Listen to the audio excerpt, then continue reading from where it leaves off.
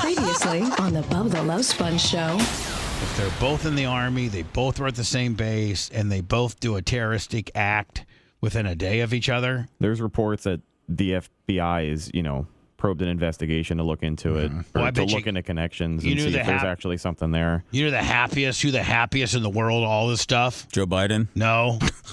P. Diddy and Jay-Z. Oh, yeah. Well, no, this guy was at a Diddy party, Bubba. Yeah, he was. So that's not good. You're listening to the Bubba the Love Sponge show. Broadcast rights for the Bubba the Love Sponge show have been granted to this station by the Bubba Radio Network and is intended solely for the enjoyment of our listening audience. Any rebroadcast, retransmission, or other use of this production without the express written consent of the Bubba Radio Network is prohibited. Welcome right out of the hole, my friend. How are you?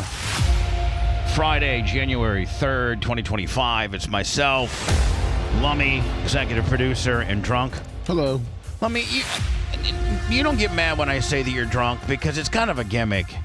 I don't get mad at all. Yeah, I know. I mean, you can be drunk if you want. I know. I appreciate it. Thank you. But chances are you're not. But there's chances are you could be. Exactly. And I don't care. It's roulette. And I think that you are a functioning drunk. Of course I am. And so nobody really knows when you're drunk. No, they will never know. But chances are you're drunk. Oh, yeah. Whatever you need me to be, boss. Did you see we had some late night trading in the overnight hours? Rudy, $50. Yes, Rudy, $50. Thank you. On the Cash App, PayPal, Venmo. Chop it up spice, $20. I didn't see John Kostika yesterday at all. Uh-oh. Maybe he's in a big like steel conference. I saw him. He was he commented on YouTube. Oh, he did? Yeah. Okay. Great show back. I don't get a chance to really. I don't really get a chance to monitor a big buck. I don't get a chance to monitor chat like I like to.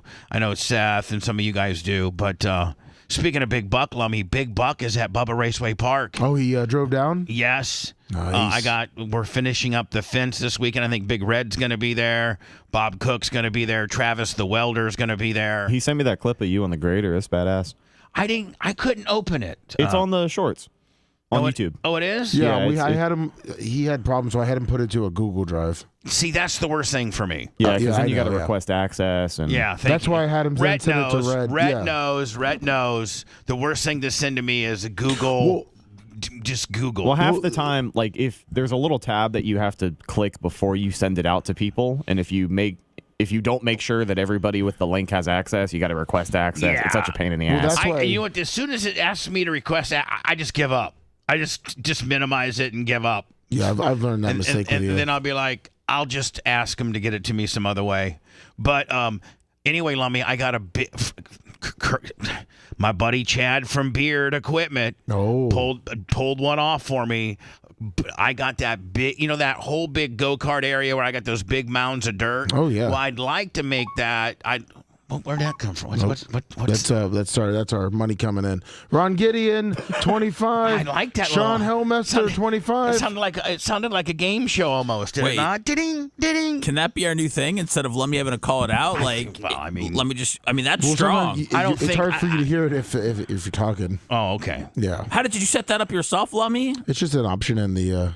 I'll do that so that way I kind of know to maybe kind of pause because you got something coming up. You know what I'm saying? Yes, sir. So anyway, my buddy Chad from Beard Equipment, like I talked about yesterday, they're so good to us. Between them and Sunbelt, I don't think that I could keep Bubba Raceway Park going. But I got those big piles of dirt out back that back in the day I had a hair up my ass that I was going to do a go-kart track back there. I sent you the grader video. Thank you. And so... So you haven't sat out there this weekend, out there with the heavy machinery from Beard? I'd love to build a fence for free. What am I having, a Taylor Swift concert? No, I wouldn't have Seth out there for anything. I can't think of anything that I could do at my track. Oh, wow, because I'm not with Beard Tractors. I can't pick up some rocks. I don't know what I'm doing. I'm not a gearhead. You can pick up rocks, but you would hate it and bitch about it. Yeah, right. Now I'm getting my free Zuber dog. But here's the thing, Lummy, I really am. I'm getting distracted here, but I really am gonna do a show race between all of you guys and me. in 4.6. I'm going to get the 4.6 Crown Vic guys to lend me their cars, and all of us. Macho Man, would you be interested in a Bubba, Bubba race, a race amongst us all? As long as it's heavily insured. What do you mean? I was going to ask for that. You know how Dion insured his players before for the bowl $100 game? million? Yeah. Do you think maybe you could take care of us before we did that? Maybe just for like 40,000. 40,000. No, listen, guys. I hate to drag my mom out there and something happened to me. Just in case I lose my ability to work. What a bunch of pussies, man. I mean, most men would be like, hell yeah, I want to race. We're like, it's only if you have insurance. By the way, there's only been one death at my track, okay? Holy hell, man. I didn't know there was any. Yeah, there was one. We've had one. And that's Was it a suicide? Or was no. It? Okay, I could see that happening. I don't want to talk about it. It was a very bad situation. But it's Let's not talk about it, Bub. It's a bad situation. It is. It happened in 2015, I think it did. Oh. And it was a girl, Nakoa Johnson. So anyway, but listen, Seth. Yes, sir. Macho Man, listen, they all got seat belts, and you'll have helmets and all that. I mean, Bubba, there's a whole big thing with Macho Man and Rhett. They're ready to race because Macho claims he's the way better racer, and Rhett thinks he's the best racer here. So, well, listen, I will have to say this, Rhett. I would. You can't be real high when you race. So yeah, clearly, or you could just be so high and you'll be going so slow, but you're thinking that you're going so fast that we'll just lap the hell out of you, and you won't care because you're high. You're I don't care if I get last place. I'm high. Was it Black Sheep or Tommy Boy where they had the cop car and got pulled over? Black Sheep. Black Sheep. You know how fast you were going, son? Why do you think Rhett's hindered by getting high? What do you mean? I mean, when you get high, everything slows down. I know, but I mean, like he's a professional at this point. Yeah, it's but not I like mean, he's getting high for the first time. We're gonna be going like if we take the Crown 4.6s, we're gonna be.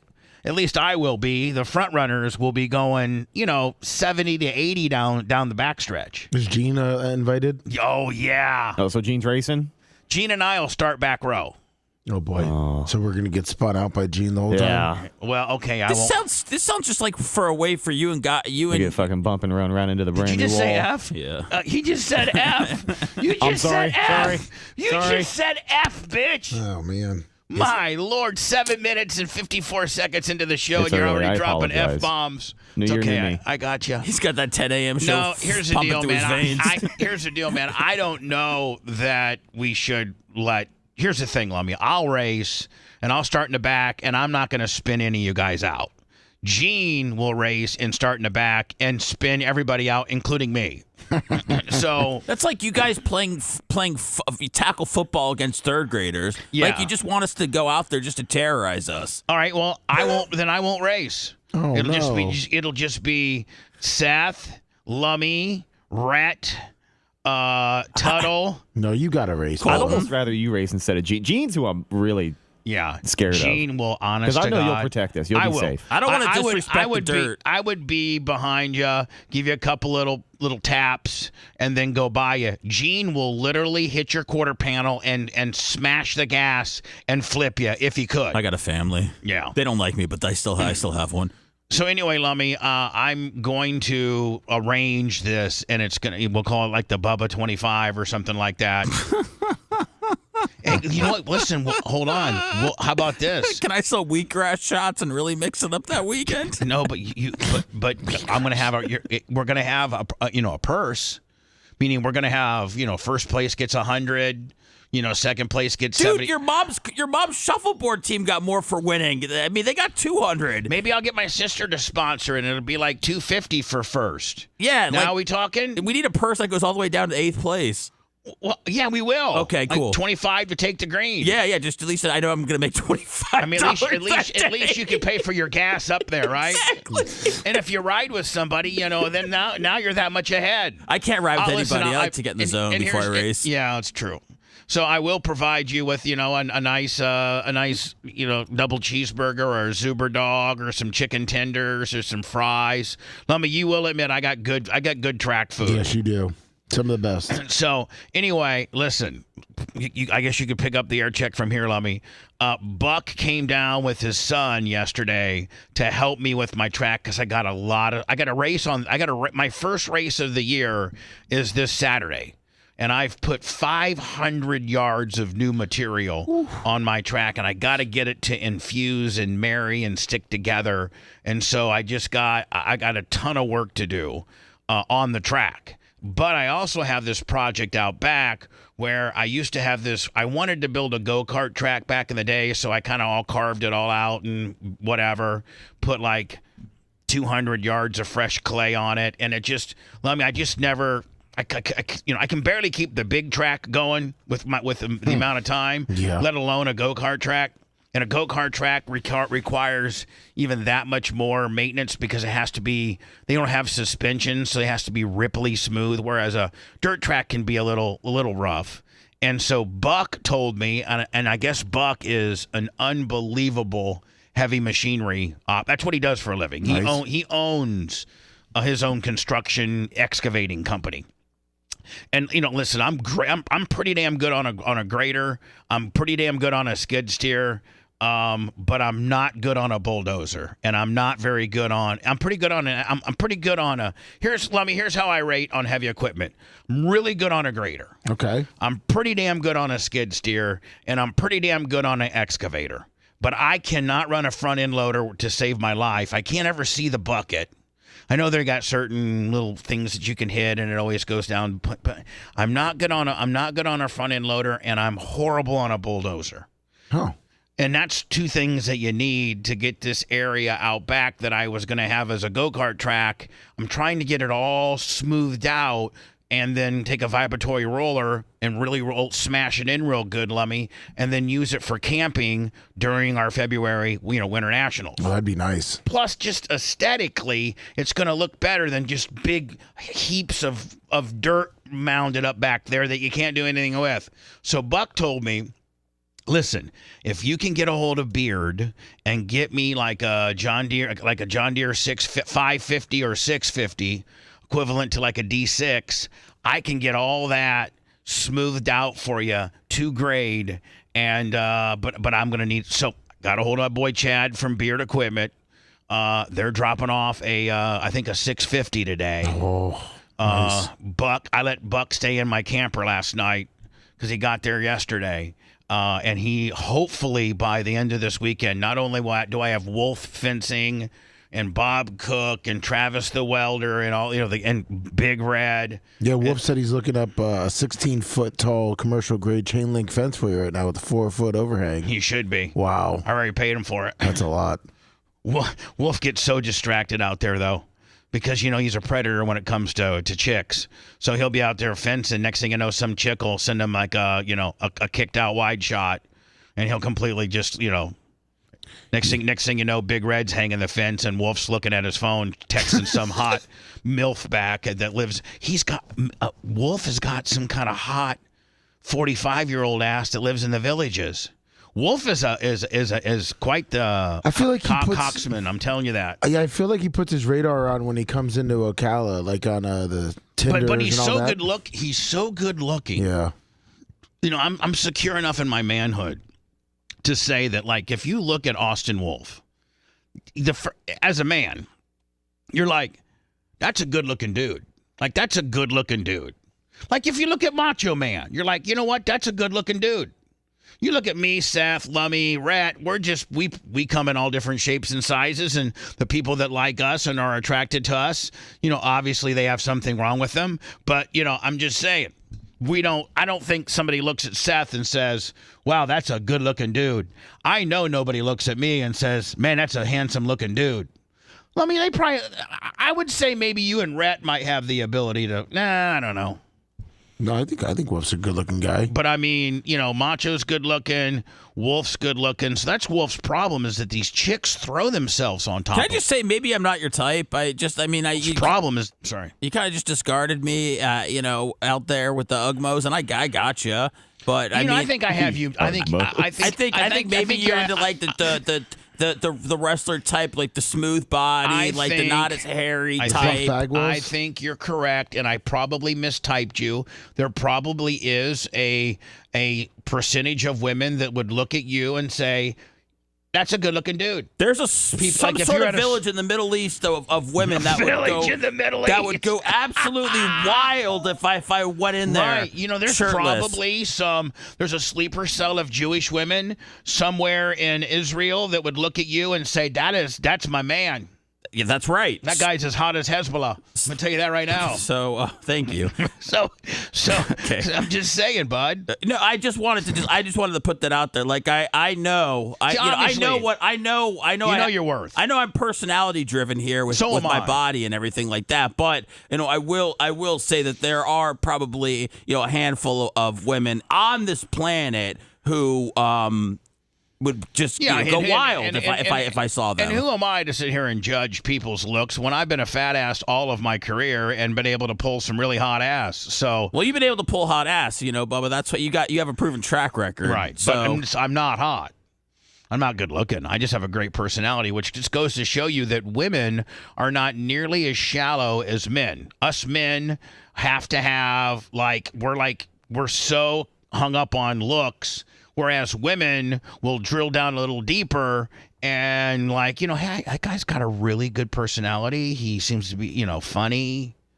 Well, that's our program. They want somebody to take care of them. And plus, I do have a sexual technique that's been named after me. That's right. If you Google two-fingered cul-de-sac Jones, it'll show you that I invented a squirting technique that's been, that's now, part of a, if you Google it'll give me credit. That's right. So anyway, let me see it. Supposedly today, Beard Equipment, again, I think, God, how many locations they got? A ton.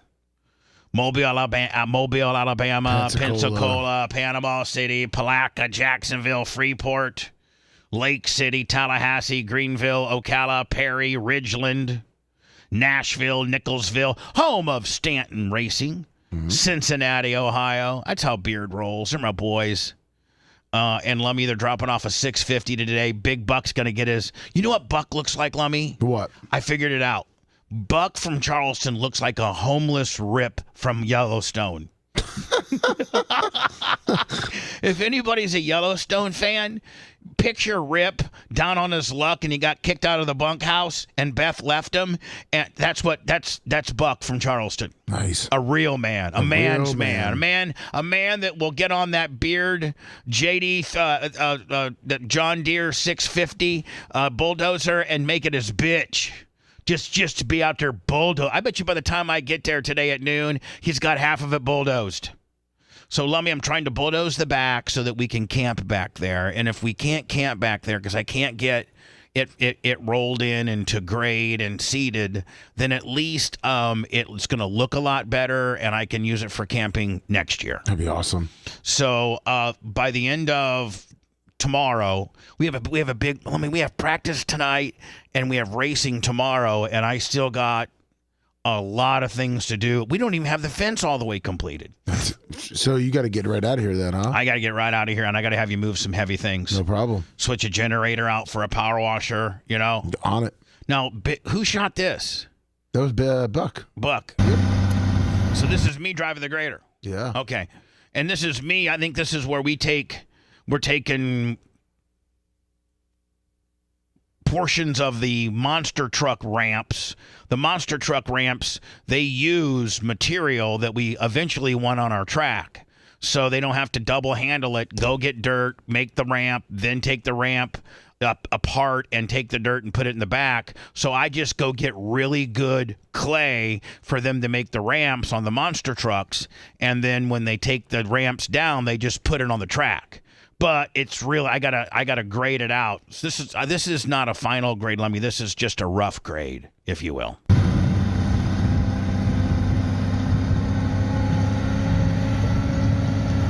at that, Seth. Does it turn you on a little, Seth? And I'm running that big piece of machinery. I was actually going to say I'm glad you're showing this because now the Pornhub's banned. That's normally where I like to watch my grading and my bulldozing. Grading from your boss. From your co-host friend, buddy. No, you're my boss after that meeting yesterday. You put me in my place. I thought yesterday's meeting was really, really good. You slapped me around and let me know who's in charge for the new year. See, let me. So I see this big pile here. Yes. This is what I'm trying to take down, right? Okay, yeah. Well, rather than have to go all the way around the track, then I'll hit the grade, then I'll turn it around and hit it again and hit it, to save. Oh, looks like I'm not. Looks like I'm hitting another one. Sorry.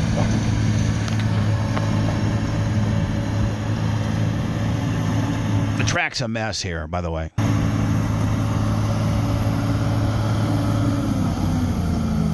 Bubba, I think this is one niche that Barstool Sports is missing. That's right. Yeah. Maybe Diaco could get us, in contact with John Gruden, and then, we can let them know that there's a niche of, a dirt Grading. track, open motor wheel, whatever you have going on, modify, and, who knows? Maybe we get you hooked up with them. Now, I got to turn the thing around, but in order to turn it around and not hit the wall, you got to really slow it down, or your front end will start kind of skirting out on you. Really? You got to really turn it down. Watch how it gets. All right, there we go.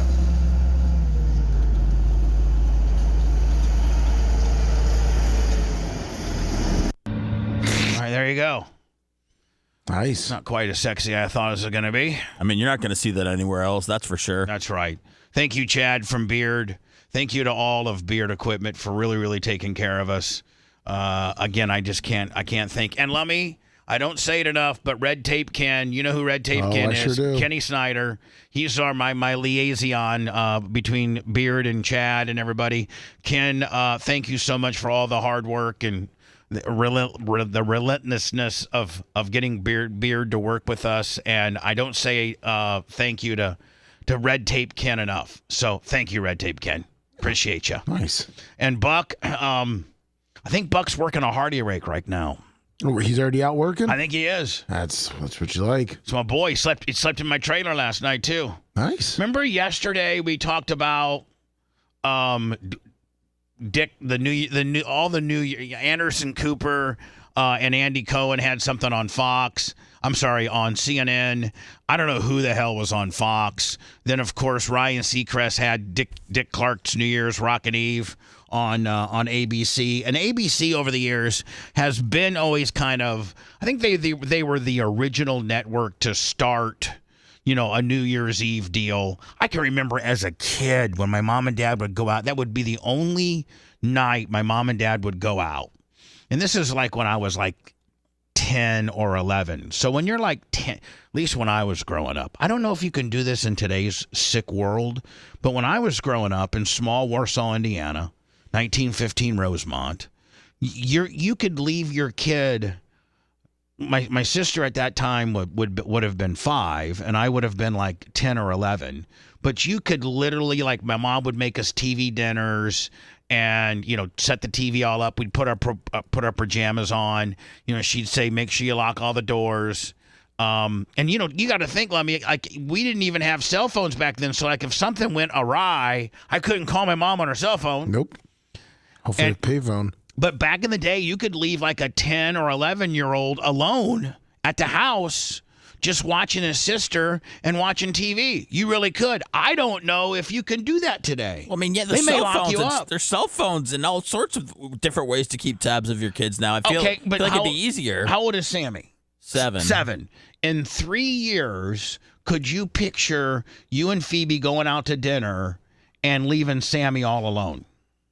I don't trust no-hos when they're alone, Bubba. No, I'm just saying. So the answer is no.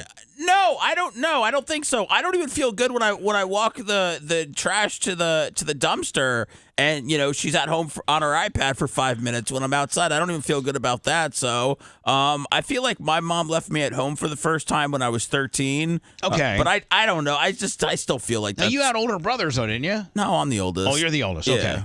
So your mom would leave you. Your mom and Larry would leave you, and then you were kind of in charge of your brothers.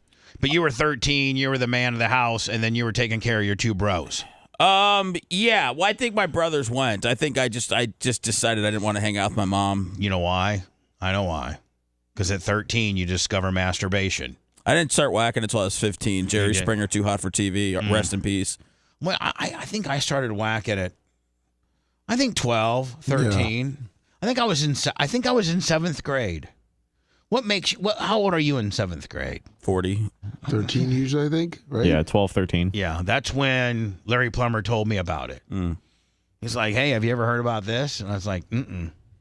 He's like, "Well, the guy across the street from him named Tom Johnston was his name. He was like 15, and he told Larry about it. Like when you're out there."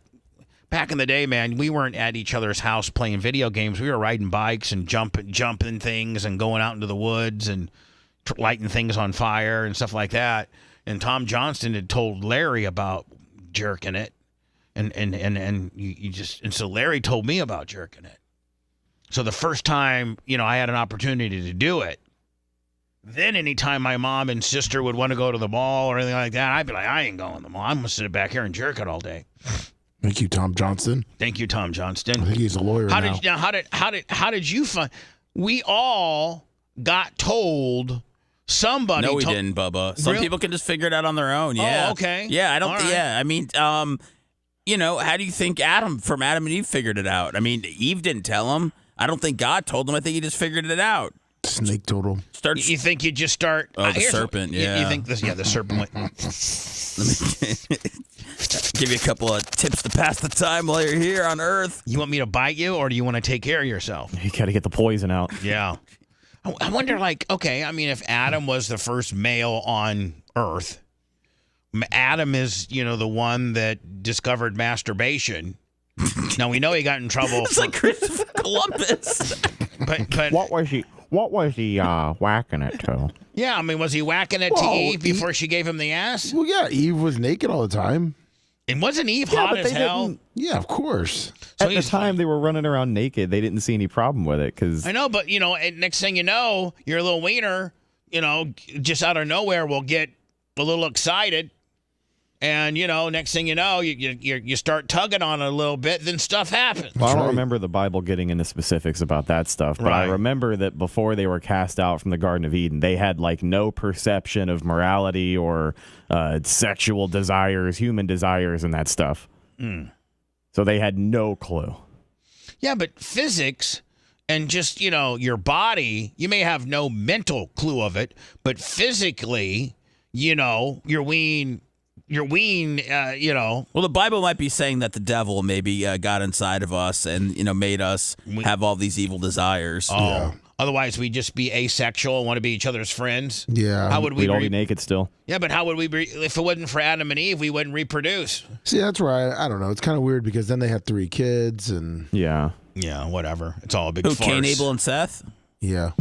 That's what it was. That's the third son. Cain killed Abel. Yeah. Okay. Well, okay, Bubba. I mean, I'm just talking about. Oh, sorry. It's what you want to talk about them banging it and stroking it. Let me tell you that they had children. I know, and so maybe there wasn't a lot of stroking. There was just a lot of banging.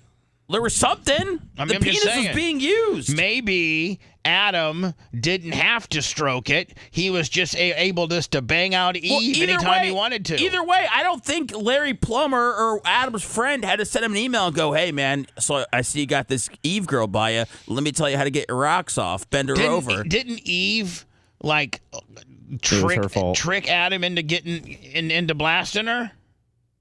I don't know. There's a lot of blasting details. Again, like Rhett said, I haven't read my Bible in a long time, but I don't remember details of a blasting per I don't se. remember that in Christian school. I mean, hold on now. How did they have kids? The kids appear in the story without the details. Jesus, obviously, there was the Immaculate Conception where Joseph never really blasted Mary, and God just made Jesus without any intercourse. But they don't get into that with Adam and Eve. They insinuate that all 3 kids were made through fornication. I believe so. Yes. Again, the fornication in itself was going against God's will, was it not? God didn't want them blasting, didn't he? I think I think if God had the first 2 people on earth, he probably had a good handle for what he was going to do with them, and I think he probably gave everybody, private parts for a reason. Has anybody ever thought that God gave us the ability to produce and to reproduce? He just conveniently made the penis fit inside of the vagina, and then conveniently made that the sperm would ejaculate from the penis into the vagina and latch on to an egg.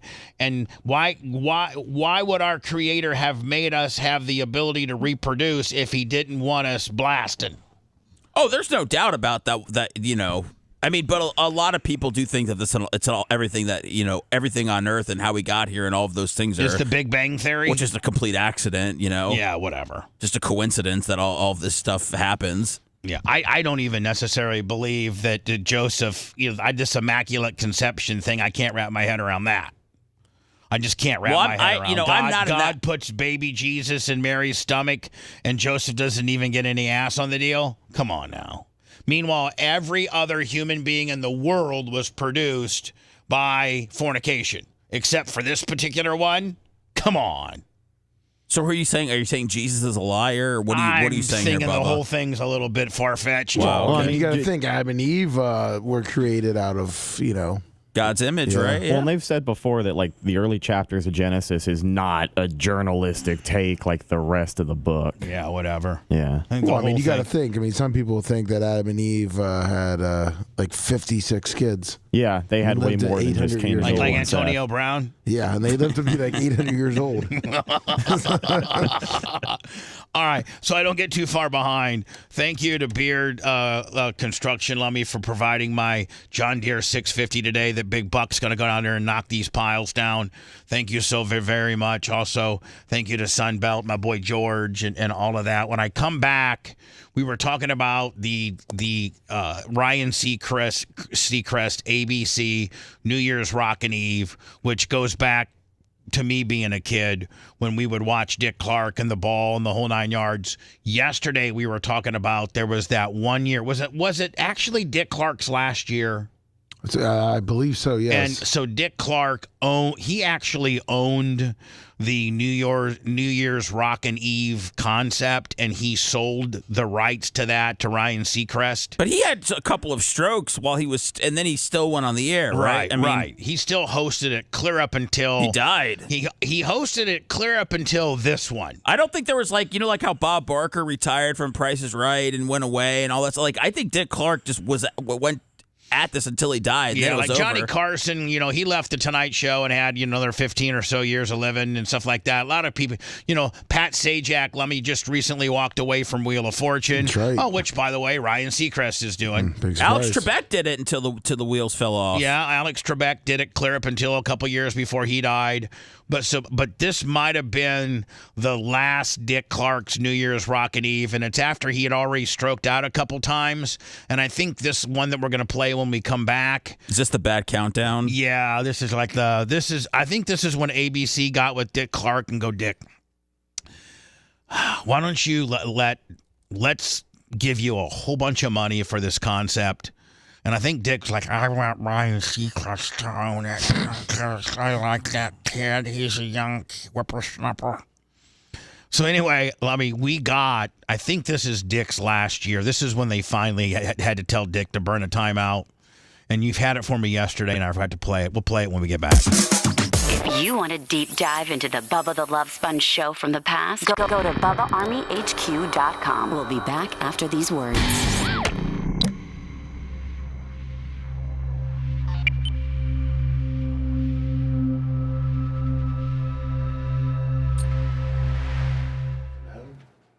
You mean like whacking it to your parents? Your mom or your sister? Yeah, it was cool back then, man. Because incest wasn't taboo. Yeah, everything's incest.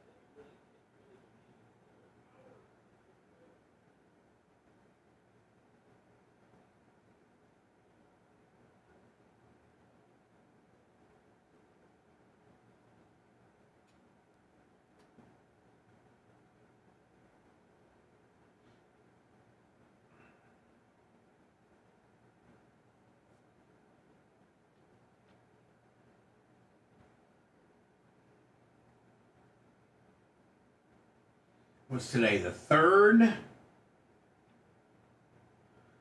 I got Hierarchy coming in at 250. Thank you, Hierarchy, my little pumpkin. My little Hall of Fizz aimer. Mitch, are you coming Saturday? Big Buck.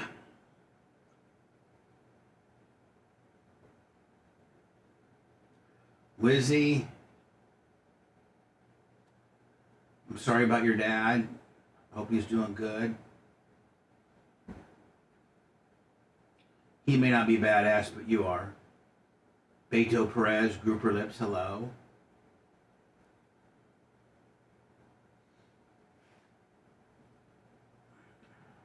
Hello, Egg. How you doing, buddy?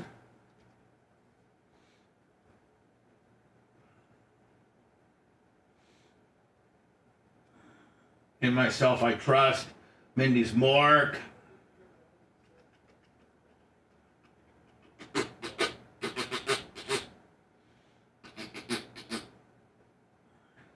Is Johnny K in here yet? 843, Troy, Iggy. Big Buck, let me know that 650 is supposed to be there about noon. I was thinking, Big Buck, you might be able to take that Hardy rake and go back in the back and kind of start spreading that out a little bit. But that might be primitive. I don't know. Big Buck, did you sleep okay in my camper? Yes. Hey, I just want to let you know, Lummy and I just feel like our religions were a little disrespected last break. We were what? Lummy and I felt like our religions were disrespected last break. Oh, that's great. Okay, fine. Well, one of you guys believe in Jesus and the next one doesn't, so. Okay, well, it's really overall, you offended really everybody. I don't give a fuck. Oh, okay, great. So just say fuck Jesus then. I'm not saying that. Okay, if that's how you feel. That's how I feel, but I may not say it. Wonder what else you feel that you won't say. Nothing.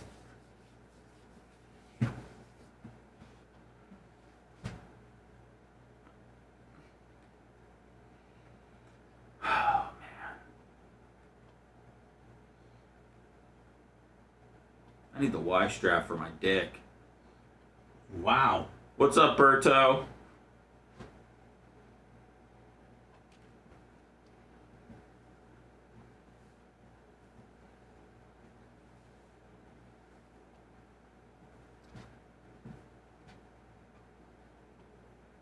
Big Buck. All good, Iggy. Let me see Big Buck. I didn't see Big Buck. 10-4, Bubba. Yes, sir. I don't know, man. It's nice. Crisp. Just wait till it gets in those 30s. When's that happening? Next week. Really? Yeah. For like a week. Maybe like up in Western Chapel. Tuesday. What up, Ashley? In Tampa, because I bought all these new plants and I can't plant them. Got to bring your plants and animals inside, Lummy. There's like 35 of them. I can't. I got the blankets on them. Oh no. They're not in the ground either. Who's what? Doing what? Lummy's murdering a bunch of plants. I've bought a bunch of plants and I can't plant them because we're having the Arctic spell. That's How do you even know we're having an Arctic spell a week in advance? because dude, they're seeing it come down. You a weatherman? Unfortunately, I had to be this time. I got the macho weather plan. I think the goats. We didn't shave them. I mean, they got their winter coats. Oh yeah, they. And I think they stay in the middle there, and I think that we're good. Oh no, they're good. I actually Googled goats, cold weather, and they say goats goats can zero. Oh no, the goats are gonna be good. They like to during the day they sit out in the sun, and then at night they go cuddle with each other and. They get in that little area. Yeah.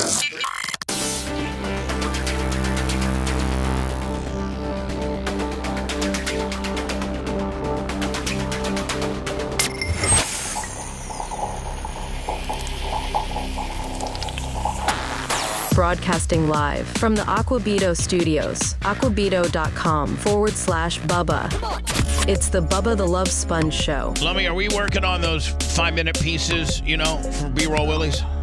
Yes, we are. Okay, thanks. Lummy, I was actually worried about your goats. Oh, thank you. By the way, how about Hall of Famer Hierarchy 65? Great guy. 250 on the PayPal today. That's what keeps us going. Go Pack. A lot of radio personalities just can't quite wrap their head around our concept. Neither can we, quite frankly, but it works. I mean, it's either we whore out car dealerships or, the listeners, throw cash our way. Yeah. I mean, Lummy, we've been doing this now digitally since, 17? Yes, sir.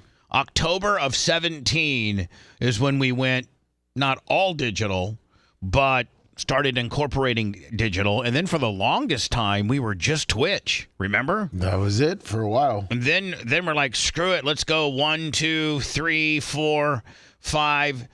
Let's go like 5 or 6 visually deep each morning. So, Rumble, YouTube, X, Twitch, Facebook, locals.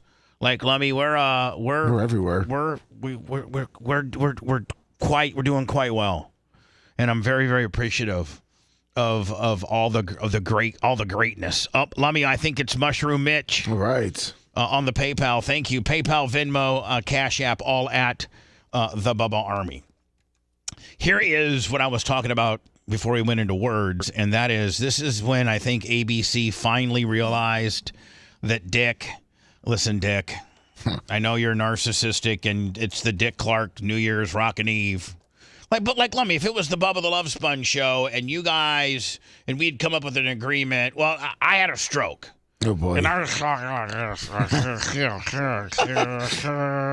Hey, Seth, how you doing today? Hey, Bubba. Yeah, you wanted to do Clement Kush later today?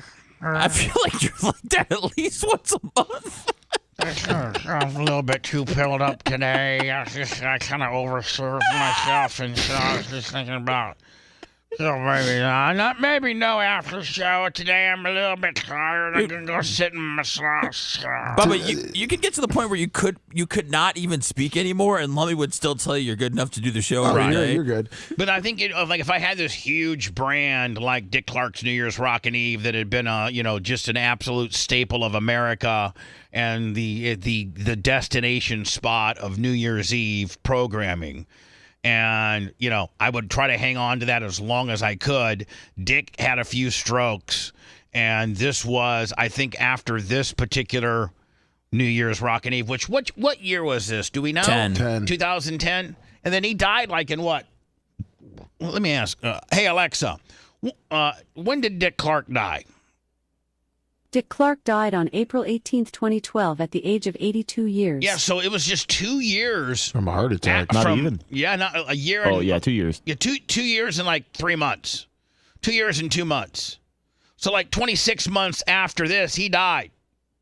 So ABC hit it dead on. Actually, ABC should have canceled him in 2009. How long do you think Lee Corso's got when they take him off TV? Man, the thing about it is, Seth, Rhett, it's getting worse. Yeah. And okay, so they made it through. Okay, literally, college football's almost over. By the way, Notre Dame beat Georgia last night convincingly.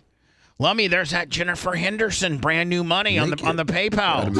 Out of Maryland. Go Ravens. Did that game suck, or was it just me? PayPal, Venmo, Cash App at the Bubba Army. It was just Notre Dame. It was heavily defense and tough showing for the SEC. They're all gone. Yeah, they're all gone. All the first round bye teams, all gone. I don't know how it became the world versus the SEC. Well, isn't Texas still in it? Yeah, yeah. They're SEC. But they're new SEC, it's not. It's Texas taking on Ohio State, right? Ohio State, which I think Ohio State's going to kill them. And then it's Notre Dame taking on Penn State. And I think, man, if Notre Dame plays like they did last night, they won't win. They won't win. No. They abandoned the run. I don't know. I just don't think they look that good. It's hard to not like Ohio State. Yeah, Ohio They're State. running over everybody. Oregon just got bitched. Their line is just... I watched them play Indiana, and they were throwing Indiana around like rag dolls. I know Indiana really hadn't played anybody, but my God, they were just absolutely owning the line of scrimmage. And at the end of the day, man, that's where ball games are won. Really, they really... In the trenches. The Tristan Wirfs, those guys. Tristan Wirfs? He made the Pro Bowl. Did you see that? I didn't know if you were having a stroke again when you said yeah. I know I didn't say it right, but I tell you, man, I like that guy from the day they picked him out of Iowa. I love that guy. Remember, I loved him from the time that I saw a highlight reel of him being inside of a pool. Yep. And he jumped out of the pool onto the concrete, out of the pool from the shallow end. Yeah, you marked out to him. I was like, oh my God! And then he was an immediate rookie starter did they put him at right tackle first? No, he was guard. Guard. Now he's in the very coveted left tackle position, which is your most important. Worse. What's that? Worse was right tackle when he first started. Yeah, I was right on that one. Thank you. Was he a guard in college?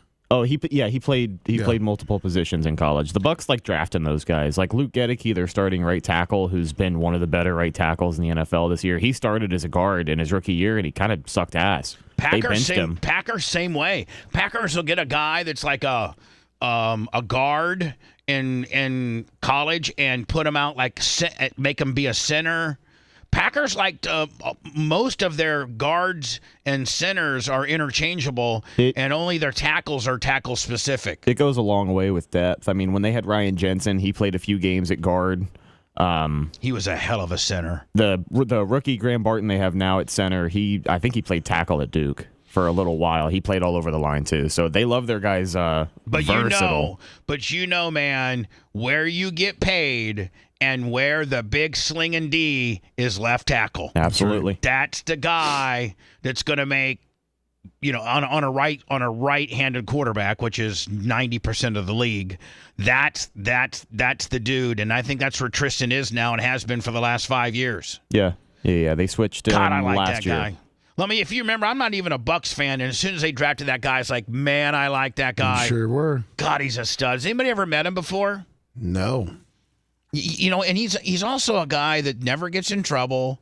You don't hear a lot of. He just is a stud, just a working man. Well, the Bucs, compared to the Bucs back in the day when it was Jeremy Stevens and Aqib Talib and Sabby Piscatelli. Yeah, Geno Hayes. There were guys that were committing crimes all over. Alvin Harper, Kellen Winslow. Yeah, committing crimes all over the Bay Area. So it's a much different breed now with Mike Evans and Tristan Wirfs and Antoine Winfield and some of these other guys. But it doesn't look like Bowles runs that tight of a ship. It doesn't look Players like him. I know. I don't. I'm not saying that, but it's like he's not like a Schiano or a Belichick or a Parcells or anything like that. Like he's really kind of a very likable dude, and some of he's not really a good public speaker either. He loves his coach speak. He hides behind that a lot. He loves talking in what's the word I'm looking for? Cliches. Yeah, he loves that stuff. I was watching saying everything to say nothing.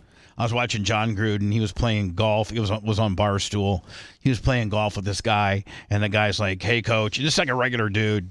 He's like, "Hey, coach, you know who my favorite Buck was at all time?" And Gruden was like, "Who?" And he goes, "Mike Allstott." And Gruden goes, "That mother." And he said the word, that mother trucker was a stud, and he genuinely liked to hit people. I think they might still hang out, Allstott and Gruden. They should.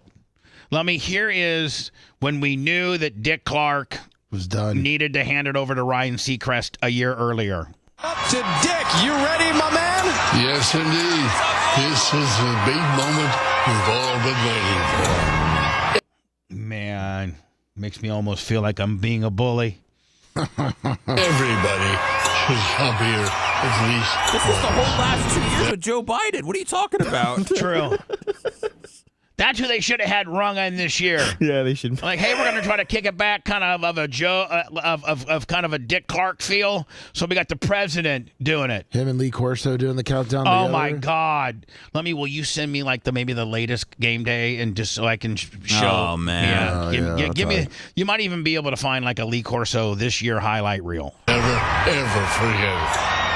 The noise, the dizzy, the excitement, you feel it down there. Like literally, it's like he's speaking a different language. Oh, man. Has this been slowed down or edited, or is this the way it really was? That's how it was. I don't remember it being this bad. Me either. Boy, listen to that crowd. It's all going to happen. All right, let's count it down. 20, 19, 18, 17, 16, 15, 14, 12, 10. He missed 13, by the way.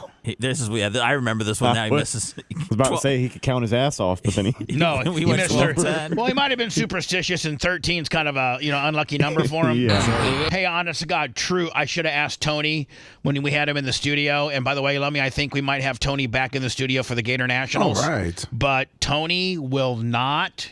He is so superstitious that he will not stay in a hotel that has a 13th floor, and he will not stay in a room if the numbers add up to 13. So like if you were in 9, 12, if your room was like 912, that'd be 12. No, 912. 9 plus 1. You're right. That's okay. We get what you're saying, Bubba. If you were in 913, yeah, we get you. It's got a 13 in or it. 319 or something like that. I ain't saying, and he won't stay in it. Dick Lummy's like, I'm superstitious and I don't like 13, so I'm going to skip it. But he skipped 11 he too. He skipped 11. I was going to say 12, 10, 11, 10, 9, 8, 7, 6, 5, 4, 3, 2, 1. Happy New Year! The guy was truly 2 steps ahead.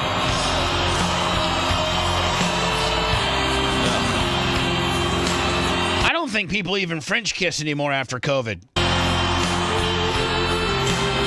Look at Dick. No, they did. I remember last year they did.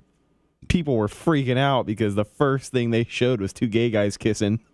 That's cool. People were losing their mind. That's cool.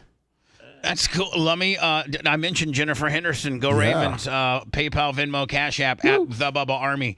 Lummy, I don't know how you found this. I guarantee you, maybe Scotty Landers or Cable Dog or one of my Indiana guys maybe sent it to you. No, one of my Bubba Army Proud sent it to me because he said he keeps up on the Kokomo Press. Dateline, Kokomo, Indiana, formerly known as Stoplight City, until they put the 31 overpass in. And listen, before they put the US 31 overpass in, Lummy, you had US 31 went right through Kokomo, and it had more stoplights than the truckers hated it. And so it was called Stoplight City. They've since put an overpass in it, so you don't got to worry about. But one of this, I think I have told the fact that I got my first full friction lap dance. You were in love at Hip Huggers, and I fell in love with the girl. I was getting totally worked. I thought she liked me. I was coming home for Thanksgiving. This is 1984. And I just started Indiana State. Hadn't flunked out yet. And, from Terre Haute to Warsaw was about 3 hours and 15 minutes. And I had my 74 Ford Maverick. And so my friend from college was from Kokomo, and he's like, hey, you ever heard of Hip Huggers? And now at this point, Lummy, Warsaw never had a gentleman's club. Terre Haute had one called the 6th Avenue Bar, but it was really shady. And like college kids didn't go there. It was like bikers went there. And it was like women on meth with stretch marks. Like nobody went there. So I had never, here I am 18 years old, I had never been to a gentleman's club, ever. And so my buddy who lived in Kokomo was like, hey, listen, why don't you... I don't think we had any classes on. This was Thanksgiving. This was and let me at Indiana State, they gave you Monday, Tuesday, Wednesday off. So our last classes were on Friday. So I said, let's just leave. I'm going to leave Friday after classes to go to Warsaw. He's like, listen, I live in Kokomo. Why don't you spend the night with me on Friday, and I'll take you to the Hip Hugger since you've never been to a gentleman's club. This is full nude, and I couldn't even wrap my head around that. I mean, I'm on their Instagram, man. There's a lot of classy women. Can you maybe send it to me? Yeah. Can I tell you something, Bubba? I know that nobody can see it, and you haven't gone over it yet, but I've read the story that Lummy sent you. Mm-hmm. This is 100% not true. It's true. This is what you're gonna read. This, you might slap. Is it gonna make me look stupid? Well, I'm trying to jump in now before you read it. I mean, it's a Kokomo Press. I don't know what prestigious awards the Kokomo Press has won, but Pulitzer, if you will. This is yellow journalism. I mean, I don't want to ruin the whole thing, but the last line tells you that this is a complete falsity, and I can't believe that you're bringing this to the table, making fun of Bubba's hometown where he lost his virginity. Not my hometown, but this is the First Gentleman's Club that I got a full friction lap dance. I released in my pants, and then the girl gave me a fake phone number and worked me for another $50. Now, let me, when you're in college, man, $50 back in 1984, like that was, a lot of money. And so I went to, let me tell you the story first. I'm going home to Warsaw. I spend the night with my friend. We go to Hip Hugger. There's this chick. She's just hottest, exactly what I like. Small little ass, big boobs, dark hair. I'm like just all about it. She's like, I'm like, I'm Bubba. I go to Indiana State. I'm trying to walk on the football team. She's like, oh my God, you're so strong looking. Oh my God, look at you. I sent you their Instagram too, by the way. All so right. Maybe Seth will. You think I'm going to change my tune? Maybe back it down a notch. Yeah. On the deal. Hold on here. So I go to the Hip Hugger, and hold on here. So I go to the Hip Hugger, and this girl takes me in the back. It's like $10 to get to the back, and then it's like $10 a dance. I end up blowing like $60 on her. I partied in my pants. And, after you party in your pants, Lummy, you're in love. Oh, yeah. I mean, like, I didn't have a girlfriend or nothing. I was just like, some hot ball player. Not even a hot ball player, just a dumb, borderline cross-eyed, stupid ass from Warsaw, Indiana. So she's like, oh, my God, listen, I really like you and stuff. And, why don't you give me your phone number? And every time you come through here, I'll always make sure I'm working, and if I'm not working, you can meet me at my house. And I'm thinking, hold on now. If she's want me to meet me here, 20. Did you see Iggy McGillicuddy $20? Iggy McGillicuddy Tough Skins blue jeans, make funds. Yeah. So she's like, so I'm thinking, wow, if she wants me to meet her at her house when she's not working, then that means we're gonna do it. Like she likes me. So I get home on Saturday. Of course, I go back to my friend's house and take a shower and put on some different clothes, but I have to take my pants that I partied in and kind of put them aside. And when I get home to my mom's house, I have to like hurry and try to sneak them in the washer and wash them so they're not all Elmer's glued up, Yep. Because I don't want my mom to know that I was at the Hip Hugger and I got Elmer's. My crotch is sponsored by Elmer's glue. I don't want her knowing that. So, of course, I mess it up. I get home and I forget that I got Elmer's glue pants. And so she goes, oh, I'm doing laundry. Do you got any dirty laundry? And I'm like, yeah. Just kind of basically what I got, like some shit. She goes, well, what did you, where's your pants from yesterday? And I'm like,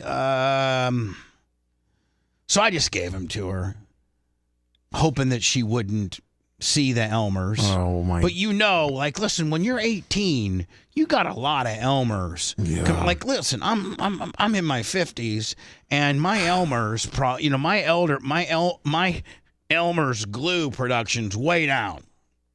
What percentage would you say? I would say I'm down 50. Wow.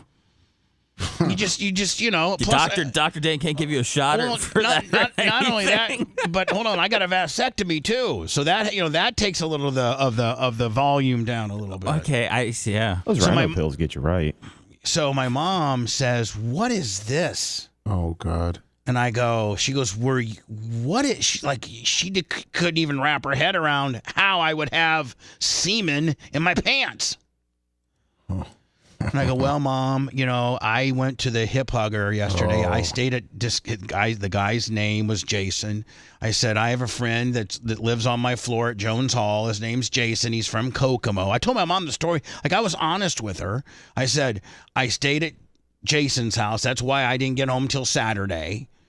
My mom, I lied to her initially and told her I had a test at 5 o'clock on Friday and I didn't want to drive late. Really, I think I probably blew off my Friday class and was at the Hip Hugger by 5 o'clock in the afternoon, which the Hip Hugger is about 2.5 hours away from Terre Haute. Yeah, but so I told her the truth. I'm like, listen, Mom, I met this girl at the Hip Hugger Gentlemen's Club in Kokomo, and she took me in the back, and that's what caused this, and she really likes me. And my mom goes, "Are you?" And Janie's Cakes is not one to not cuss. She likes to throw the F-bomb around, especially when I'm being an idiot. She's like, "Are you effing kidding me? You went to a strip club. Now, that's not bad. That's fine. You can do that. But you think that this girl actually likes you?" And my stepdad, Jeff, God bless his little soul, he didn't say anything because he knew I'd been more, he just knew to shut up. Because there's nothing that he could say that could get me out of, I go, "Yes, Mom, she likes me. I even have her phone number." She goes, "Oh, really? Well, then call it right now." Of course, I call it. Do. The number you have called is not in service or not a working number. So my mom, yelled at me and told me how stupid I was, and she didn't want me going to those places. And she said she's going to be the one giving you friction. And then she was big like, boy. "How much did you spend?" And I'm like, $50. She's like, "Oh, so you're telling me the money?" Because Mom and Jeff would send me like, $200 a month. Well, when you're living in the dorm back in 1984, they would send me like $200 a month to eat, and I was on a meal plan, but you always got a pizza on Friday night with the boys. Maybe you had to go in. Maybe you had to throw a $5 in for some beer. Yeah, it's college. $200 would. I don't think $200 would even scratch the surface on a kid's expenses in today's age. But back in 1984, man, $200 a month would get you right. You could do your laundry, you could put gas in your car, go out with the boys, and on $200, easy. But not when you're blowing $50 so that you can have an Elmer's glue party in your pants at the Hip Hugger in Kokomo, Indiana. And so she goes, let me tell you something. If I ever catch you going to these places again and blowing $50, we are no longer going to be sending you any money. Well, I flunked out next semester anyway, so and got into radio, so whatever. Dateline. So this story here is about the infamous Hip Hugger, which is, by the way, still in business. Is that what it looked like back then too? Yeah, exactly. Like, they may have put a new red awning, but that red gets worn out. But they haven't changed the design. Like, that's the same font and design that they had back in 84. Same brown building, same everything. I mean, nothing's changed. The new awning, but same font, same design, same artwork, same baby crap brown building. Dateline, Kokomo, Indiana. And so Seth calls bullcrap on the story. Dateline, Kokomo, Indiana. But no disrespect to Lummy whatsoever.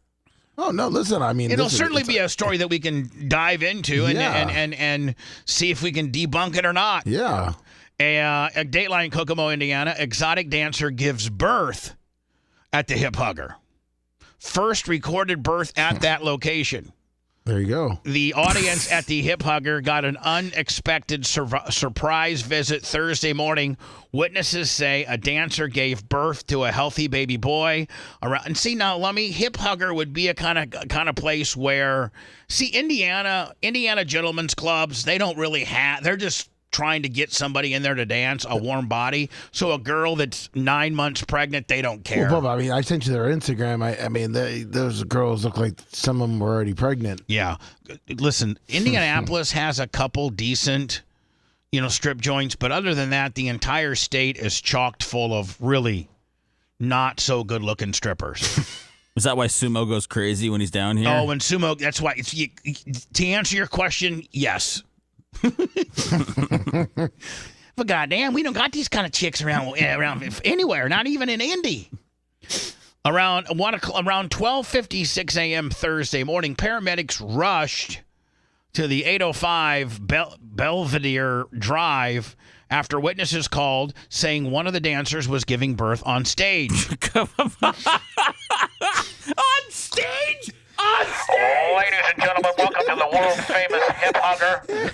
And now, instead of doing a 2-for-1 dance with a free T-shirt, we got Rhonda on stage getting ready to kick it out wide as she's having a brand new baby boy. Woo! On stage. On stage. By the time women know when they're about to give birth. She probably broke her water on the pole. Oh my goodness! She was probably in the middle of girls when she broke her water.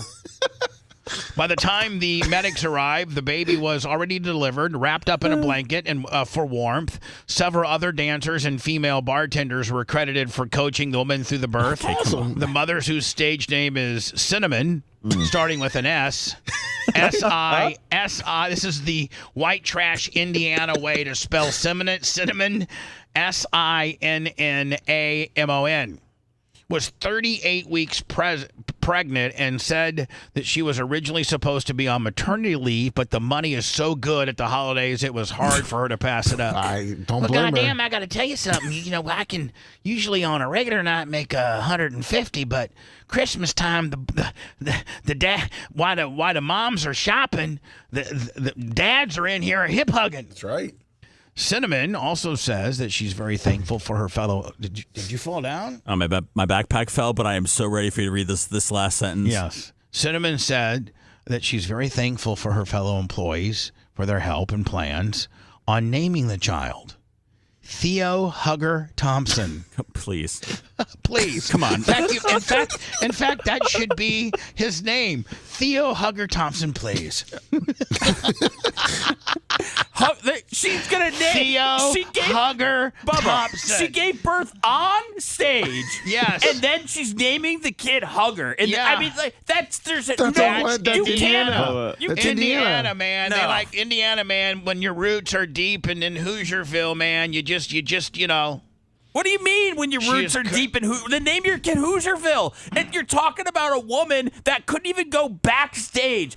If this was even real, you would probably want to go backstage and give birth. Well, at some point, maybe the owner said, we're not going to get any coverage from the Kokomo Press Post if she spits this thing out back, but if she does it right here, main stage Willie.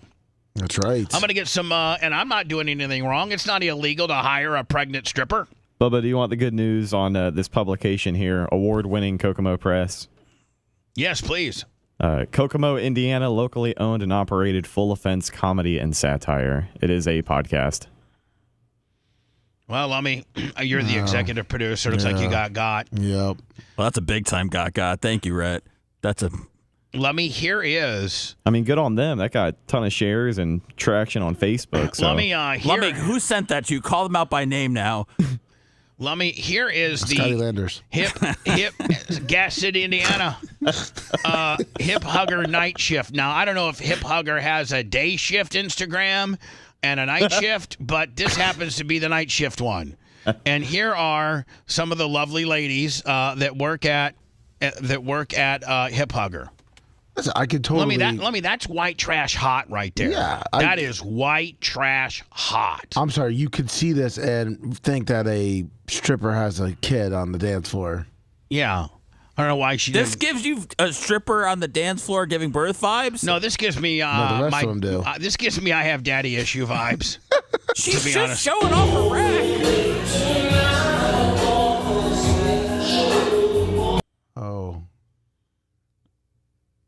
Oh, that's not a good look. I don't like that. That's scary.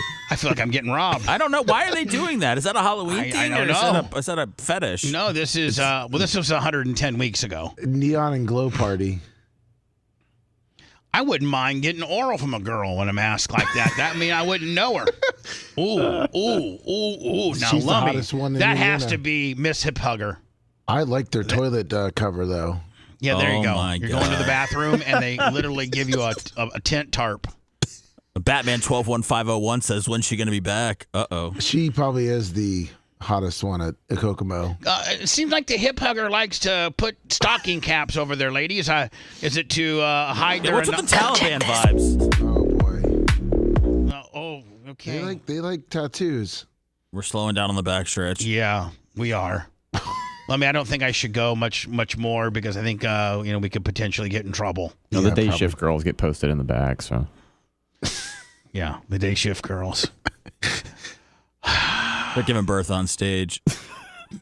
And it wasn't even real, I don't think. Was it? Well, we don't know. Lummy still can't even admit. I'm not, WRTV said there was a birth at that hospital. I guess we don't have any concrete evidence that it's not real. Community health. Lummy, see if you can find me the hip hugger number. Okay.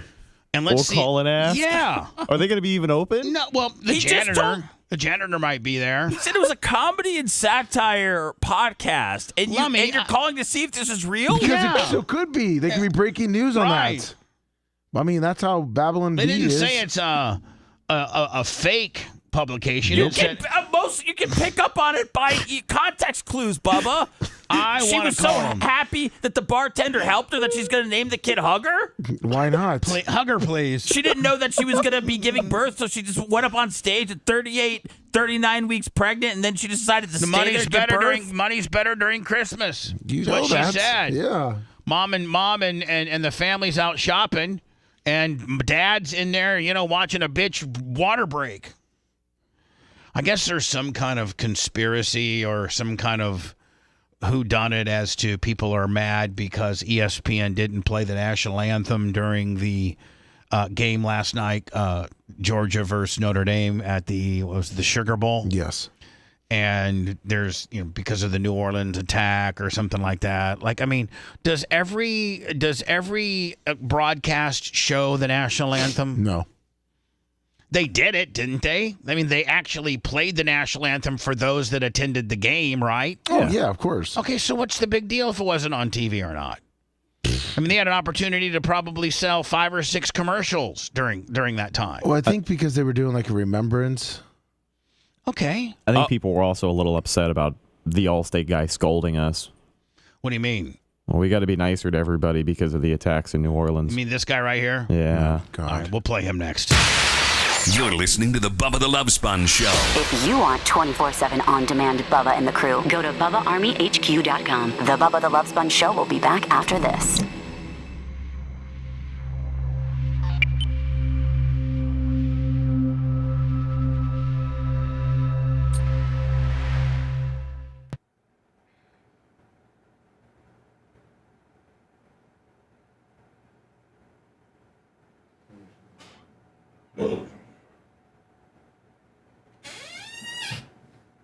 I take no pride in poking holes in stories. My buddy Wags says the story's fake. It's all Wags. Wags knows everything about Indiana. How much more verification do you need? We're calling the janitor. What do you got? He's cleaning up the baby. Give me the number. I sent it to you. Okay. Thank you, Hugger. Hugger, please. Oh, Jesus. I can't believe the name is what you gave it away for, you said. I could totally see Cinnamon naming her kid that. Like, at some point, they're going to go, let's go to the hospital. I mean, Jesus, we're not in New York City. There's probably a hospital nearby. Not like you have to drive, What are you talking about? It's Kokomo. The hospital was far. No, there was probably a hospital within 3 miles. Yeah. She was resting at the community health, Howard, whatever. What's up, Neil? Season's greetings. Happy holidays. Kid just slipped right out. Oh, man.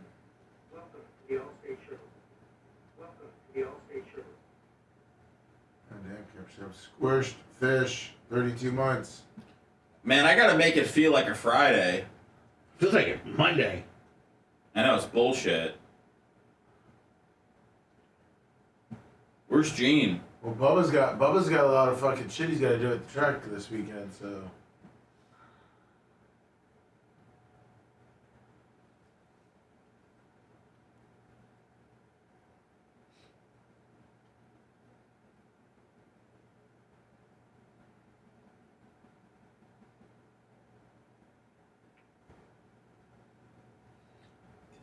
The time of the year. Oh, it's a common stripper name. Yeah, there you go.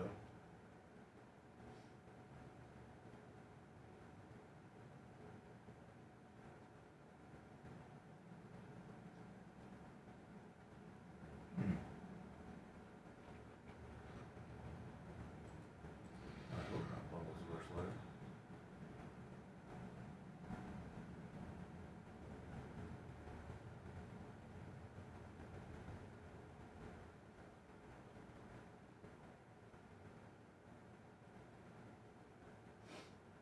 So Richie Rich.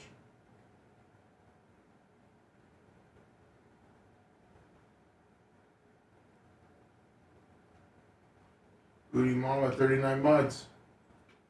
What up, Hoss? What up, Grouper Lips? What up, Quicker Ticker?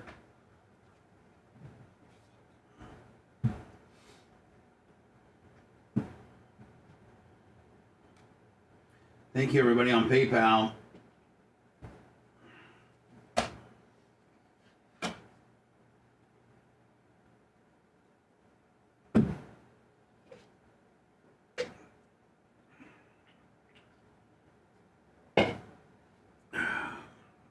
Where's Jalen Monroe gonna What's go? up, Big Buck? Where's he going? What's that? You said, where's he going? You think the Texas kid leaves? No, the Alabama quarterback. No, I was saying, but Texas, that kid, the starter, got $6 million if he doesn't leave. Quinn Ewers? Cool. Yeah. To go somewhere else or to stay? Just go somewhere else. Yeah, because they're gonna let Arch take over. Yeah. I mean, he's got to. Would you take $6 million or go to the NFL? I mean, if he's good enough to be a first or second, I'd go to the NFL. But also, I mean, $6 million guaranteed is pretty hard to pass up. To be still in college, too. Yeah. What's up, Timothy? What's up, Kyle? I don't know. Milt Kiper said Jalen Monroe's the third best quarterback, but people said that he sucks. I don't know. I don't know if he's got Anthony Richardson vibes. People are just upset because he did his little deal thing before the game. Oh, yeah, I saw that, yeah. Out of all the things people get mad about, like people were mad Cam Ward sat out, the NIL commercial on the field, I think, is a little much before a game.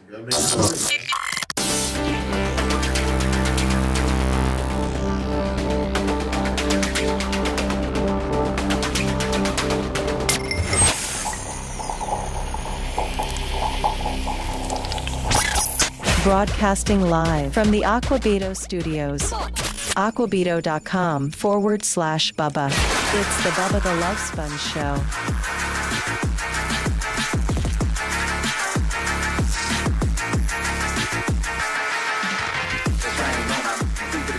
813-90-BUBBA, I guess if you want to call in.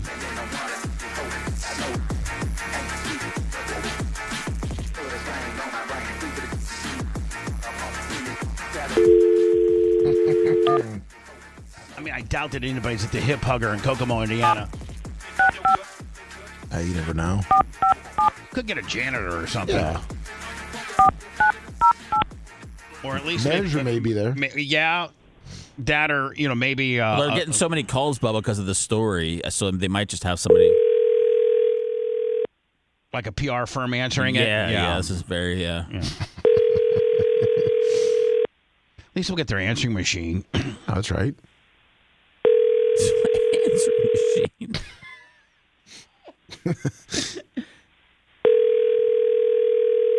Maybe they have one.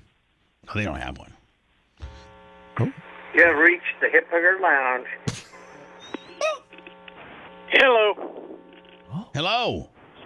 Hello. Hello. Are you there? I'm here. Are you there? Yeah, I'm here. What's your? Is this the Hip Hugger in Kokomo? This is it. What you doing there so early in the morning? I thought maybe I'd just get the answer machine. I'm the janitor. I figured. I figured as such, and that's exactly who I'd like to talk to. Some just regular person, just up there cleaning all the mess up and stuff. Did you see that article? By the way, my name is Bubba. I'm originally from Warsaw, Indiana. Have you ever heard of Warsaw, Indiana? I've heard of it. Yeah. And you talking about the baby being born here? Yeah, we're talking. Yeah, that didn't happen. Yeah, you've been catching a lot of calls about that, buddy. Yeah, we have. So have a good day. I've got to get back to work. Well, hold on. I was just trying to be your friend. I was just like, are you getting? Is the phone just ringing off the hook over the deal? Yes, it is. Yeah. It is ringing over every the deal. radio. I really got to go. Have a good day in Florida. Okay, thank you, buddy. Appreciate it. He even knew what I was. Are you calling about the baby deal? Yeah, I am, buddy. Him and Tangy P had to open up shop. He wasn't having it, too man. busy to talk to you. Welcome to the Allstate Sugar Bowl. Wednesday, tragedy struck the New Orleans community. Our prayers are with the victims and their families. We also need to be stronger together by overcoming an addiction to divisiveness and negativity. Join Allstate working in local communities all across America to amplify the positive, increase trust, and accept people's imperfections and differences. Together, we win. Now, we need to be more trusting during a time like this. Is this guy, like, sticking up for the dude? Is he like saying... No, I think because they're the sponsors, somebody felt like they had to do something, and I feel like he's, this wasn't like a Republican versus Democrat thing at all. I feel like this was a terrorist attack, and he's telling us to go work with Allstate, our local communities, to stop, I don't know, whatever. Stop terrorism. Yeah, stop divisiveness and terrorism. Yeah, like I think it would have been better served not to say anything. Or just we're thinking about all the victims. There you go. Rather than to try to incorporate Allstate into your community. Yeah. How about us at Allstate feel for the families and the victims of this act, and I would have just said take Allstate off. I would have said take Allstate off this. Let's just let this be about the game, and we don't need any publicity or anything like that because it's a trying time. Welcome to the Allstate Sugar Bowl. Wednesday, tragedy struck the New Orleans community. Our prayers are with the victims and their families. We also need to be stronger together by overcoming an addiction to divisiveness and negativity. See, I don't think he needs to start preaching to us. I think he can stop it right here. Right here. Prayers are with the victims and their families. Bam. Right? Yeah, that's it. Don't start telling me. Don't start breaking it down. Just leave it right here. The dude's a terrorist. We're talking about being addicted to divisiveness and negativity, which I understand a lot of people are. A lot of those people thrive online, but I don't think that this guy was addicted to it. I think he hated his life. He hated his wife, his kids, everything about it. Welcome to the Allstate Sugar Bowl. Here, I'll show you where it should have ended. Welcome to the Allstate Sugar Bowl. Wednesday, tragedy struck the New Orleans community. Our prayers are with the victims and their families. Bam. Done. That's it. Enjoy the game. Enjoy the game. Kick off next without the national anthem. We also need to be stronger together by overcoming an addiction to divisiveness and negativity. Join Allstate working in local communities all across America to amplify the positive. Not join Allstate. How about we all work with all companies and all people and all communities that want to help and make things better? Do you think the CEO's on Luigi's list? I don't think anybody's on Luigi's list anymore. Oh, he had a list. Well, I know he had a list, but I'm just saying, like, he's not getting out. But I will tell you this, though. His lawyers made a pretty good argument, and that is the fact that they have that was probably in our lifetime the biggest over-the-top perp walk I've ever seen. Yeah. I have ever seen. They didn't perp walk. I'm trying to think of all of the heinous crimes that have happened and things like that. Epstein, he was in New York, wasn't he? They didn't perp walk him. They didn't fly him in on a helicopter and have literally 15 federal agents with AR-15s shackled in legs and arms with an orange jumpsuit. They didn't do that to Epstein. They didn't do that to Weinstein. They didn't do that to P. Diddy. They didn't do it to anybody that's currently in trouble. And so, the lawyer argued they've already, like, how can I first of all, please don't anybody construe at all that I'm sticking up for Luigi at all, not one bit. But I can see his lawyer's argument, and that is how they've already tainted him and perp walked him to like the highest level of perp. How can he? They're certainly going to have to get a change of venue. Because how could everybody saw that? And how can this guy get a fair trial? Because at the end of the day, they're going to have to pick a jury of people that did not see that perp walk. And that perp walk was probably the most plastered thing on TV since the Trump assassination attempt. You're also going to have to find people that aren't sympathetic to what he did. Right. Which, there's a lot of people that are saying, hey, he killed a guy. He will be held accountable for that probably. But maybe the healthcare industry is, a little greedy, and this is what it takes for a hard reset. No, I don't feel that way. I feel the guy's a cold-blooded murderer, and that even though that you're the CEO of United Healthcare and you're making, $90 billion profits, there's other ways potentially to get them to not be so effing greedy. Killing the CEO's probably not what you should do. But I see more people now, especially stuff on Twitter of people talking about how their claims are denied. There's people that are making videos, and some of the videos have gone viral to the point where the insurance companies end up picking it up. But, I mean, Bubba, there's people that are talking about that they won't cover chemotherapy, that they won't cover hospital stays for it. I mean, it just seems like basic stuff that people are getting denied. And again, I'm with you. I'm not saying that anything is right, but I just feel like he brought to light. He did. But again, I don't know how in a very bad way, but you're right. You're very right in the fact that had this not happened, maybe there wouldn't be such a microscope on how greedy and egregious the healthcare industry is. It's bad. But you start to read about it, and you see people that are going through the absolute worst thing or, time of their life, and then you have to deal with whether it can be covered or not. I mean, just the stress of that could, just collapse somebody. I saw a video. It was during when we were off on vacation, and I forget where it was, TikTok, Instagram, Facebook, and it was a guy, and he was 44 years old. And he owned his own company, and his mother worked for his company as like an accountant or bookkeeper or something like that. And it was a very successful company, like a multi-million-dollar company. And they had very good insurance. They had United Healthcare insurance.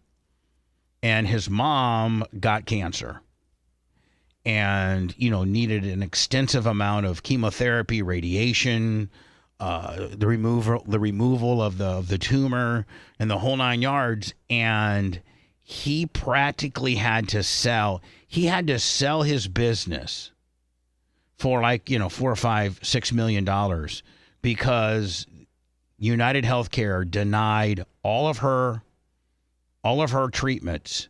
And I mean, I forget what her treatments were totaling, like $1 million, $1.5 million or something like that. And he literally had to sell his company in order to save his mother's life because she needed these treatments to stay alive or to at least try to beat. They'd removed the tumor and she needed to go through like radiation and chemotherapy and things like that. And, he wasn't sympathizing or, agreeing with what Luigi did, but he was a person in a sympathetic position to understand how bad the healthcare industry is and what's their level of approval rate? Like 35% or something? What? Yeah. Do they tell you that when you sign up? No. Do they know we're about a 35% approval? No, they don't. And I think it's going to be really, really hard for this Luigi guy to get a fair trial.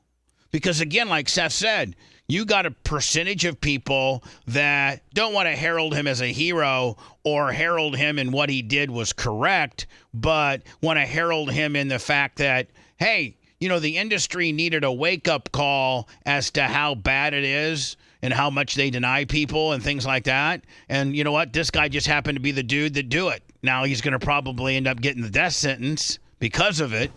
But if that causes the healthcare industry to wake up and say that, hey, you know what? Instead of making $90 billion this year in profits, let's make $30 billion and take the other $60 billion and use it to cover people that are our clients, and don't deny grandma's radiation, and don't deny, this root canal, or, this whatever the hell. Lummy, how much of your insurance, there wasn't a certain portion of your insurance that didn't, when you went to the hospital and for eating the hot chip? Yeah.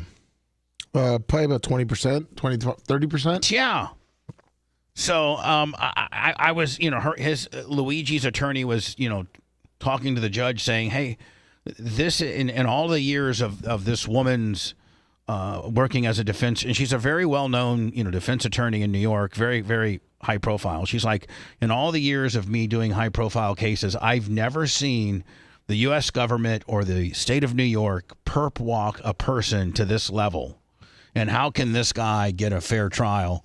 And I'm going for an automatic. They're going to have to change the venue to like Paducah, Kentucky or something like that. Everybody saw the infamous perp walk.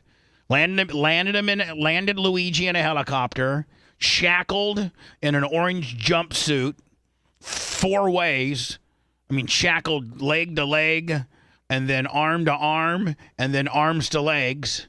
Shuffling through, it looked like to be like a port of New York, into, from a helicopter into an awaiting, van, and then to wherever he's at right now. So, that's going to be an When does that trial start? Oh, I don't know. I don't even know. Have they set a date for it? I don't think so. And the one thing you've not heard from United Healthcare at all. You haven't even heard like them saying this is pretty messed up and we lost our leader because of this. Do you think that by the lack of communication from United Healthcare that they're like sticking their head in the sand, knowing how over the top and greedy their company, if you were to do the books on United Healthcare for the past 5 years in profits, that it's just so astronomical that having a press conference to honor your fallen CEO would just remind people as to how greedy you really, really are, and it's better just to shut up and let this thing handle itself? I wouldn't be I wouldn't have people in my company be out in front and center of anything. I wouldn't either. I would be hiding. You'd stick your head in the sand. And let this thing run its course. I'm sure things are being taken care of. I'm sure they've released a statement. I'm sure, but I don't think I'd roll out 9 people to a press conference. But you haven't heard from his family. You haven't I'm sure he had a wife and kids. No. Well, you haven't heard from his family. You haven't heard from the board of directors. Yeah, he came out. They just didn't really cover it, but he came out and said... Hold on, so the news didn't even... That shows you... They covered it, but obviously it's not big that news. shows you the pulse of America. Nobody covered it. Everybody covered Luigi's perp walk.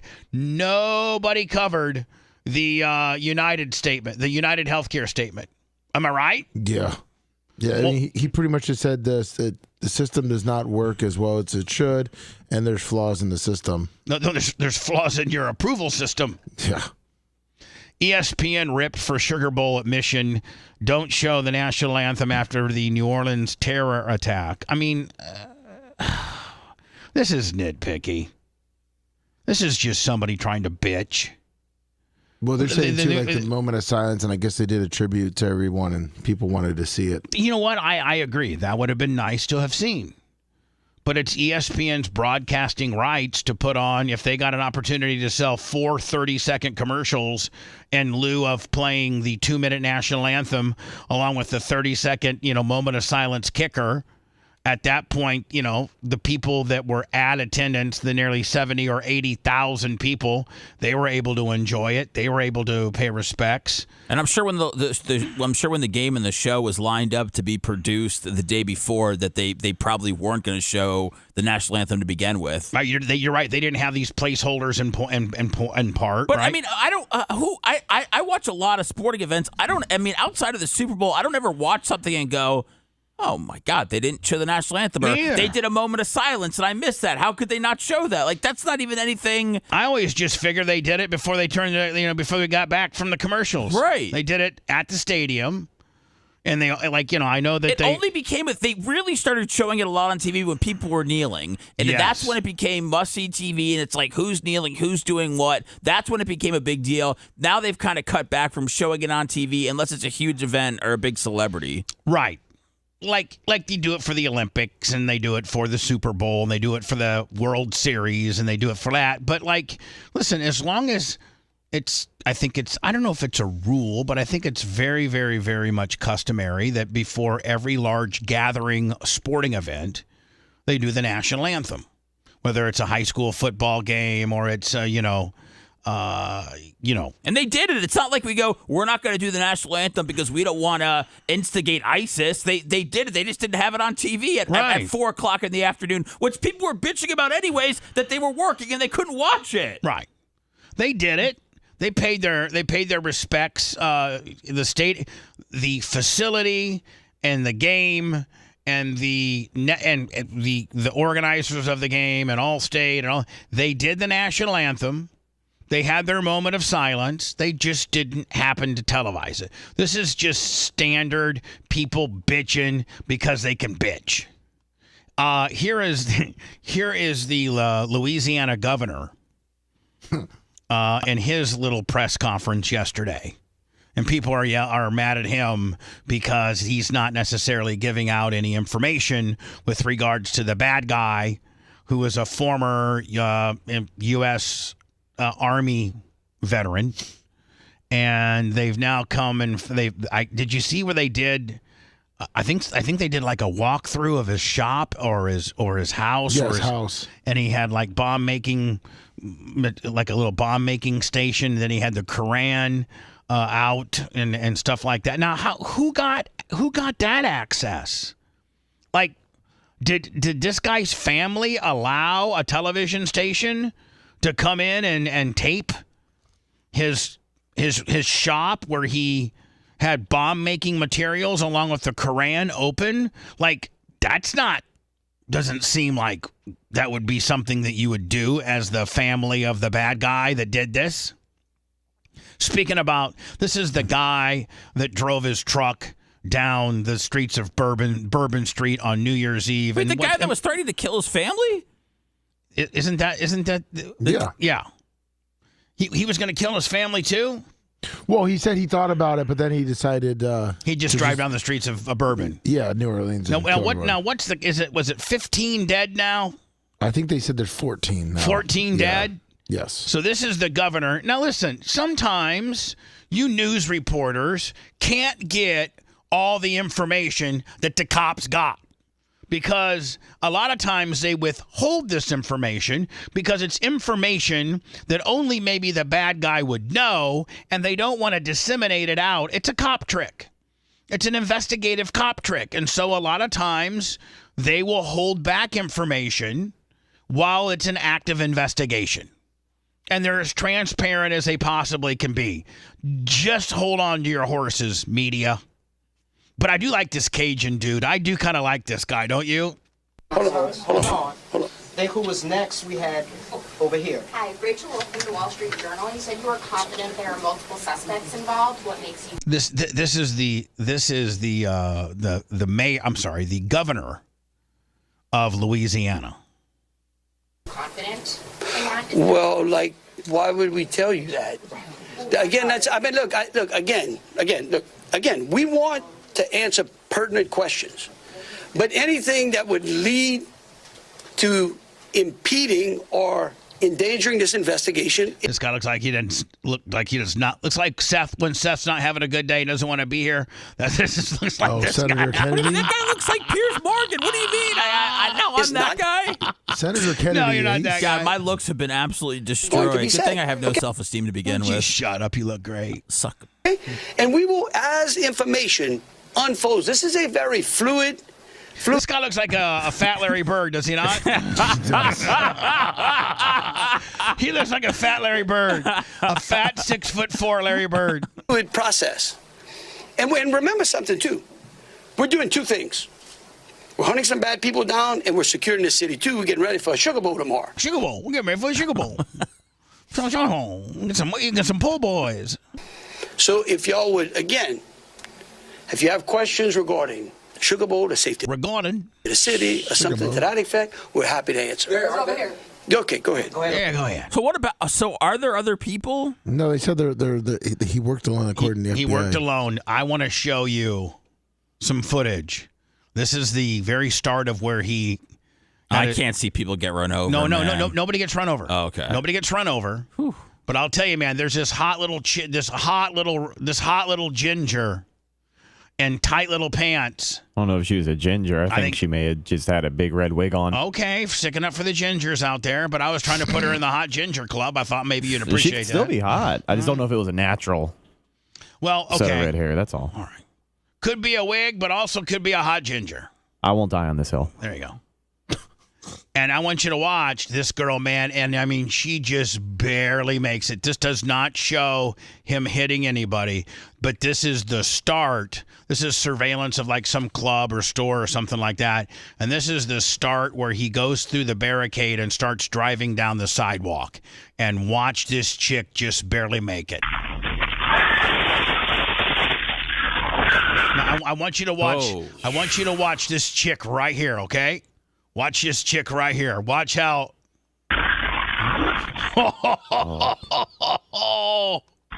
That's not. That's in Final Destination I stuff. don't know, Red. I think she's a pretty hot ginger myself. Yeah, she looks ginger. She's like sexy red.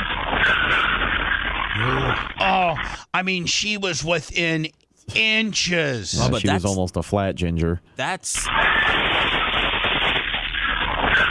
I mean, look how fast he's going, man. And it looks like initially, like maybe she's holding her boyfriend's hand or something. Like right here, hold on.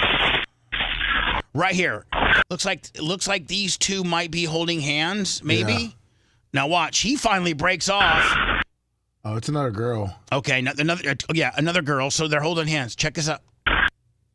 Ooh. She looks like Walter Payton when he used to do the sweet feet when he was 10 yards from the end zone. Remember, he started doing that? The high steps? Yeah, he started doing that. Man. That's about as disturbing as seeing someone get hit. Watch this. Oh, my God. Poor thing. I mean, she was almost full. Nice ass, too. How fast? It's all pixelated. How can you see? How fast was he going, Bubba? Oh, my God. It looks like he was going sick. I mean, it looks like he was going at a high rate of speed. I mean, that looks like to be 45, 50. To me. Yeah, no, it looks extremely fast. I just didn't know, what do I know about speeds? That might be the luckiest woman. Look at this.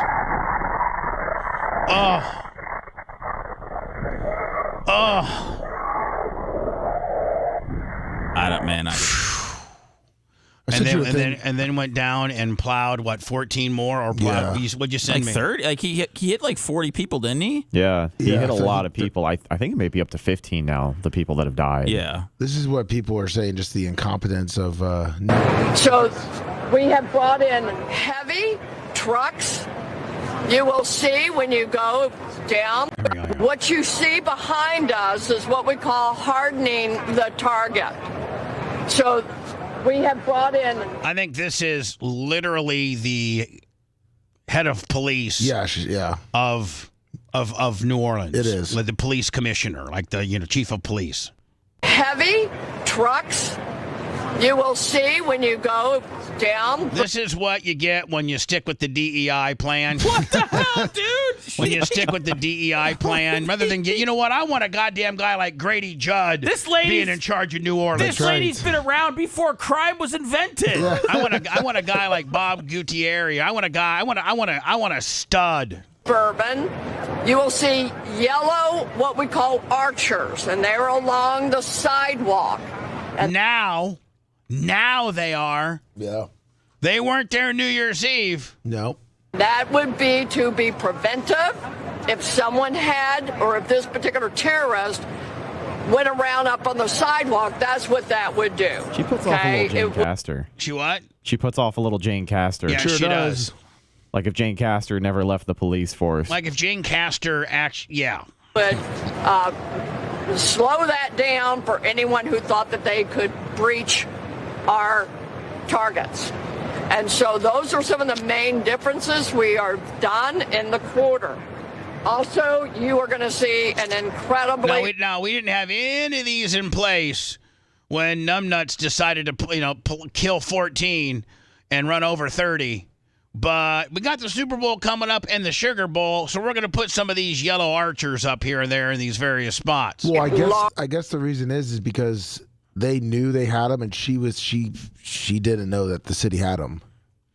Oh, so they had him in a big ass, warehouse, and she wasn't sitting familiar. In a storage unit. For the street department, and she wasn't familiar with the fact that the street department had these badass things that could stop something like this happening. Yeah, that's what they're saying. And so she just didn't know, and because she didn't have any communications with the street department, or the mayor doesn't keep their department heads all on the same page. Like for instance, my good friend, Jeff Gross is the mayor of Warsaw. Yeah. Well, they have department head meetings every like one Monday of the month, where the street department, the park department, the cemetery, all the departments get together and they talk about what they got, what they need, what they blah blah blah. So if you're the street department guy and you're having a meeting with the chief of police, you're like, hey chief, don't forget, we got the Sugar Bowl coming up. We got New Year's Eve. We got a whole bunch of public gathering that's going to be happening on Bourbon Street, and we have those badass yellow archers that can stop vehicles from entering into anywhere. From the sidewalk, yeah. Oh, I didn't know we had those. Well, hell, let's put them all over the city. That's what they're doing. And if I'm the mayor, I'm like, listen, you know what? I want every street archer we have to be used, even if it's overkill. Lummy, they should have actually had them right here too. Like here, they're blocking the street, but they should have put a couple up here so a guy can't just get on the sidewalk like Numbnuts did. Yeah. Wouldn't there be other streets in New Orleans that he could have done this on that would be busy? But guess how many streets in New Orleans had the archers? All of them? None. So he could have gone down a street that weren't archered up, but you'd at least be able to cover your ass by saying we only had so many archers and we used them in the most populated areas. Right. We can't cover every street. Right, I got you. But we covered, where 90% of the crowd was going to be was archered up. And we've put in our budget to buy some more next year. And we got Lummy and the boys welding some. Travis and Lummy and the boys welding some up in the back right now. Exactly. Travis the welder could whip one of those up in an hour. Especially with Buck helping him. Of police. And we are, though, confident, but we want our community to feel confident and know they are confident. Well, they feel better now that these are up, but when you don't have these up, you dumb bitch, we don't feel so confident. At least safe.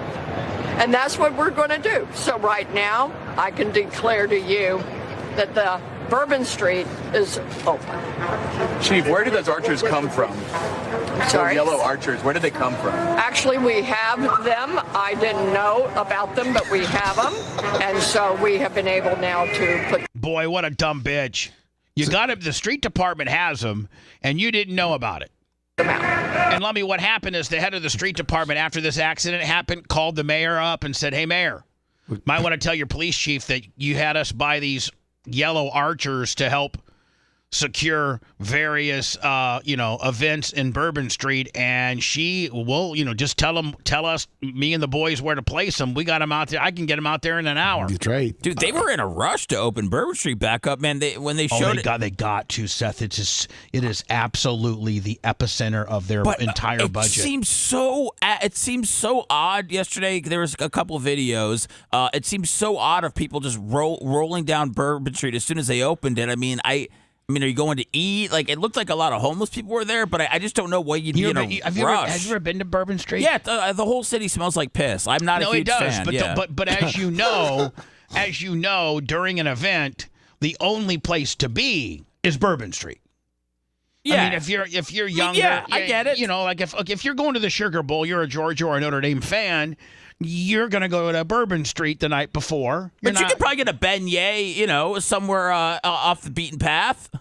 Yeah, well, you might be an off the beaten path kind of guy, but the majority of the people are, I want to be on the path, bitch. Well, they do say don't go off the path in New Orleans. Oh, they do. Hey, for real, when the Packers played the Patriots, I was on 98 Rock, and me, Guido, Calta, and a few of my friends took a tour bus up to the Super Bowl. And we were doing my show live from like our hotel lobby, or no, we were actually on Radio Row. Oh. Which I know you're familiar with, Seth. You know how they have radio. Oh yeah, I never was on one, but yeah, it's the worst. Don't ever let anybody talk you into doing it. Or the Super Bowl. I mean, if you're well, I'll give you my Radio Row story. Super Bowl on a Friday, so that's the heavy hitters. When I was just Bubba from 98 Rock, I was on Radio Row. But when I was on Sirius XM and they wanted me to be on Radio Row, I said, listen, I'm not going on Radio Row sitting at a card table with our radio station skirt over the top, and you parade, guests around that have been on 14 other radio stations before me. I want a built-up riser that has the Sirius XM logo, and I want to be right by Jim Rome. And guess what? They made it happen? In Tampa, I was right by Jim Rome, and that's how Jim and I got to be boys. Oh, that's cool. Is because my booth was right by his, and it was raised and elevated, and all the other local jobbers had to have like their little card tables. Literally had a table like our broadcasting table out back. I spent a good part of my life trying to work for Jim Rome. He's a good dude. Can you find when Jim puts me over? I think he's put me over a couple different times. See if you can find him. Okay. All right, thanks. If you love that segment, then check out BubbaArmyHQ.com and do a deep dive on past shows. The Bubba the Love Sponge Show will be right back.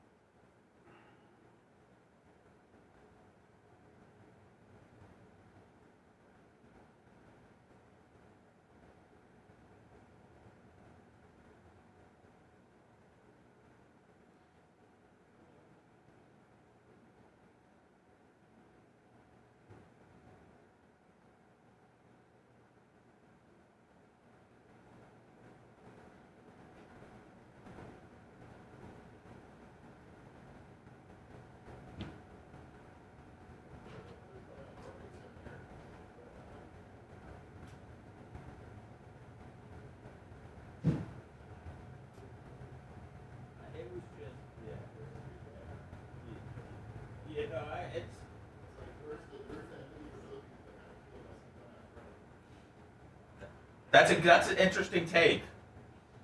I'm gonna quote that as my own. We'll see how it goes over. Man, Lummy's funny.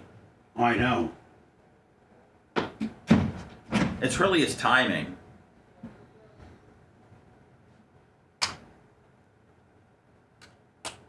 What up, Fred? What's up, Longer? 2 gym rooms are in your button bar. Oh, they are? Yeah. Okay, got it. I was just talking about how funny you are. Leave. So I can keep talking. I'm just kidding. Don't go, Lummy. I'm just gonna do one more thing. Okay, go ahead. Sorry, sir. Go work. Just us boys in here now. Hey, Fruitcake Willie.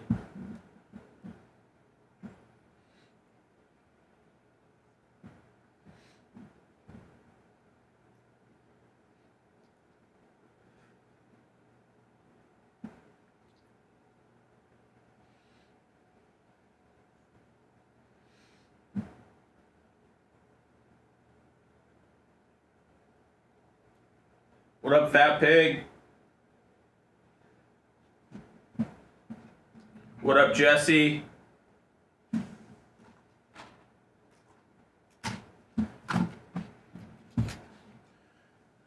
Have a great day, Fred. It's Friday. I don't know if that matters for any of you guys. I'm sure at least a few of you didn't even realize it was Friday.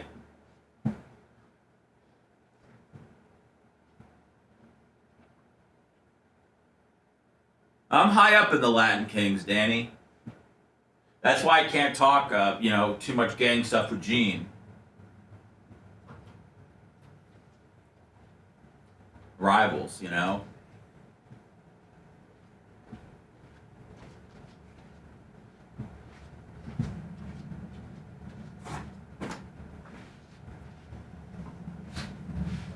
Are there any more college football games that are non-playoffs? Yeah. There are? Today and one tomorrow.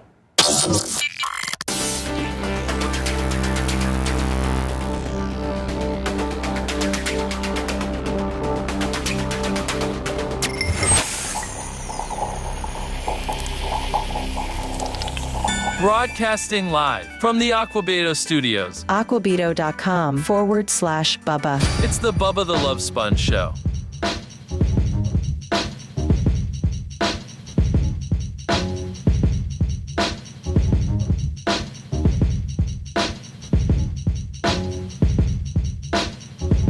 PayPal, Venmo, Cash App, all at the Bubba Army. Lummy, next Wednesday payroll. Need probably a little help.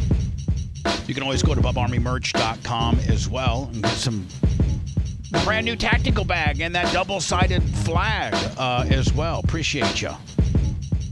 Or Lummy, go to our YouTube channel and become a subscriber. I think I did a subscriber only video last week. You guys need to do more of those. I mean, people want to see you do. I do on Sundays. What, subscriber stuff? Yeah. Oh, okay. And it goes on to locals too, so it goes it cross feeds between both members. Eric Renke of $40. Uncle Eric. Is that Uncle Eric? On the Cash App. I don't have YouTube access, Bub. I tend to keep my content towards our Instagram side of things. Yeah, I know. I wish you did a little bit more on you. You're such an Instagram whore. Well, I mean, yeah, I know.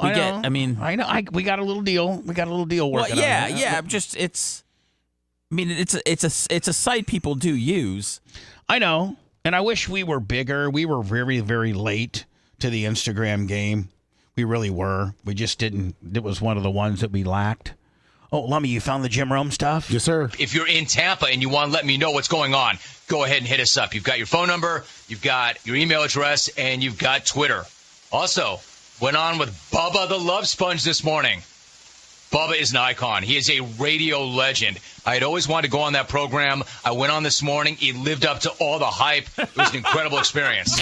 So what I'm trying to say to you is I'm having a real good day. You don't think that's cool, Seth? Dude, it's cool as hell. I think he's a little over the top. Yeah, embellishes a smidge, but I mean, who cares? He's a worker. Yeah, but I mean, it sounded great. I mean, I would definitely whack it to that. I know we were late to the Bubba party, Smith? but Bubba, we're kicking ass on Instagram. We've gotten like 10,000 followers over the last, 6 months. The work Gary's putting in is really paying off. On the Facebook too. I mean, you see that part of it for sure. I'm so happy. Thank you. Facebook's been killing it as well. I mean, I'll do YouTube stuff if you. I mean, just do whatever you want, buddy. Let's go back to Jim Rome marking out to Bubba. Remember, Bubba Smith, Bubba Watson, Hubba Bubba Bubblegum, and Bodie using Bubba. The only times it's okay to reference Bubba on this show. I'm also cool with Bubba the Love Sponge. I'm also good with Bubba the Love Sponge. Hung out with Bubba on Radio Row a few years back during Super Bowl. It's good to see Bubba. What up, kid? What up, Sponge? What up, kid? I think now I will take my final break of the day. Validates my Radio Row story, Lummy. Sure does. And validates that Jim Rome likes me. That's right. So everybody else, all my deterrents can suck it. Absolutely suck it. I mean, listen, what other radio personality can play? And let's just be honest. Where's that Joe Rogan soundbite when you need it? Yeah, where's that Joe Rogan soundbite when you need it? We got a Stern, soundbite with a kicker. We got so many Stern. We got a stuff. Bob Costas soundbite. We got Bob Costas. We got Tucker Carlson. Yeah, not everybody. Just me. It's just me. Only you. Dion. I'm the only guy that has. I want to give an I'm the only guy that has all that stuff, and you've got us too, and you guys. So Joe, Sleepy Joe, he wants to talk about the New Orleans gimmick.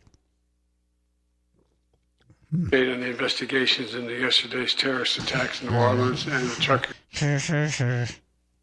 Like Dick Clark. He's Dick Clarked himself right out of the Oval Office. Explosion in Las Vegas.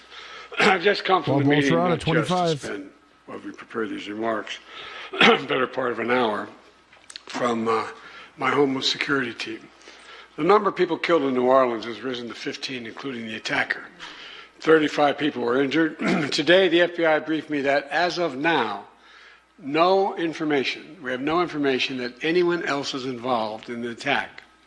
They've established that the attacker was the same person who planted the explosives in those ice coolers in 2 nearby locations in the French Quarter just a few hours before he rammed into the crowd with his vehicle. They assessed he had a remote detonator in his vehicle to set off those 2 ice chests. So there's no question that, remember all the talk about other people were involved, they have him. Oh, is this the Vegas guy? No. This is the New Orleans guy. This is New Orleans guy. So the New Orleans guy had explosives? Yeah, I guess. Yeah, they caught him setting them around. Did they go off? No, he didn't get a chance to. So he just plowed through people and then got into a shootout with the cops. Yes. His 2 ice chests that he had rigged up didn't go off. Well, thank God. Well, I don't think he planned on hitting that the scissor lift. Oh. Or whatever that was. They have established he's there, and even established that he had a detonator to explode those ice chests. Thank God that didn't happen. Yeah. What? I mean, those were bombs, were they not? Did they have like shrapnel and nails and sharp objects and stuff like that? Were they going to work? I remember. I remember reading that they said that they weren't live. They or weren't something. operable. Like they were just Jimmy rigged. They were just Jimmy rigged. That's what I'm not a real bomb expert. You're I don't not know a Jimmy rig expert. I mean, I don't know which wire to cut, whether it's the green, red, or yellow one. But I thought that they were no good. Boy, Seth would be the worst person if you're like, okay, Seth. They're all bad. Nobody knows what wire to cut. You're in front of the bomb. Seth, what wires do you see? I see the red one, the orange one. Seth, cut the white one. Are you sure? Yes, cut the white one, Seth. I don't know if I should cut the white one. I remember seeing something I was supposed to cut the green one. No, Seth, cut the white one. As I said yesterday, the attacker posted several videos just several hours before the attack, indicating his strong support for ISIS. Federal law enforcement and the intelligence community are actively investigating any foreign or domestic contacts and connection that could possibly be relevant to the attack. And so we're also continuing to investigate whether or not there's any connection between the New Orleans attack and the explosion in Las Vegas. But as of now, they normally, whenever something like this happens, whenever it's, Luigi or whenever something at President Trump, everybody came out immediately and said, they worked alone. There was nobody else. This one, they came out immediately and said that there were other people, which I was very, very surprised at. Again, I don't know why you would say that. I don't know if those were official, but that's what some of the rumors were. The initial stuff was the right? initial stuff is that there were more people. I wonder how they came to that conclusion and what made them even say that out loud. Because now it seems like they're really drilling it home hard that he was the only one acting alone. Like as you're doing that story, right now on CBS in Tampa. It says, man acted alone in Bourbon Street attack. It just seems like they're trying to drill that home for some reason. Yeah, like they did kind of a flip. Yes. On the deal, where initially they were coming out and saying this guy might have had people helping, and now they're doing a hard he was by himself. Which, I when this happened, I initially saw some reports that said he did not act alone. Yes. So, well, they said they found, so they looked maybe at it's surveillance. maybe it's just sexier to automatically come out with, and it makes everybody more scared to think that there's more than one person involved. And then as you start, kind of diving through the investigation, you find out that it was by himself. And then you can always just go to that. Well, because what they said was where the bombs were found, because they disabled them, they looked at surveillance and saw a person dropping it like an hour before. Not the guy, another dude. They didn't think it was the guy, but then they did face analysis, and it was the guy. So they're saying before the guy rammed into the crowd, there was footage of a guy putting the supposed bombs, distributing them there somewhere in the Bourbon Street area, and they didn't think it was the guy driving the truck, but upon further analysis, they now have, with facial recognition and whatever, tied it to the driver of the truck. Yes. So now it's, had help to now it's just the driver of the truck. Yep. Who died in a shootout with the cops. Yeah. And then they've determined that the ice chest bombs were inoperable. No, well, I'm looking at this article now from Channel 4 in New Orleans. It said they were, but... Is it the same place you got the hip hugger story? No, just asking for a friend, okay? No, the Channel 4, I think they're a little bit better. Okay. Says a little more accreditation? Yeah, the bomb crew got him. So they were live. They were live, yeah. Wow. As of now, they've just been briefed. They have not found any evidence of such a connection thus far. I've directed them to keep looking. The individual who rented the truck that exploded in Las Vegas also served as active duty U.S. Army. So that now the president, who's still the president, we have to respect. Oh, he's on his 2 weeks' notice now. I know, but he's still, he's cruising. Yeah, he is. But he's still the president. Dick Clark in 2010.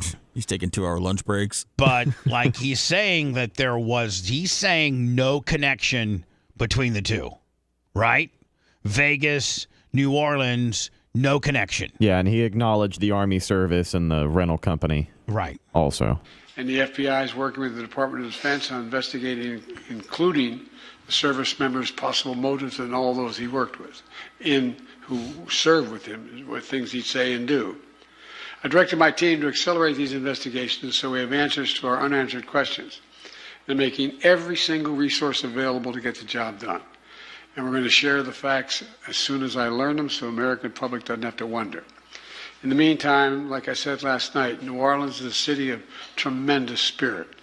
You can't keep it down. You really can't. And we're seeing that today. The Sugar Bowl is back on. Kickoff is going to take off very shortly. If I don't get this damn thing done, we're going to be in real trouble. What did you just say here? Is that real? Or they go AI on him? That was real. He says, they got to get done. He got all excited. Security of the area has been reinforced.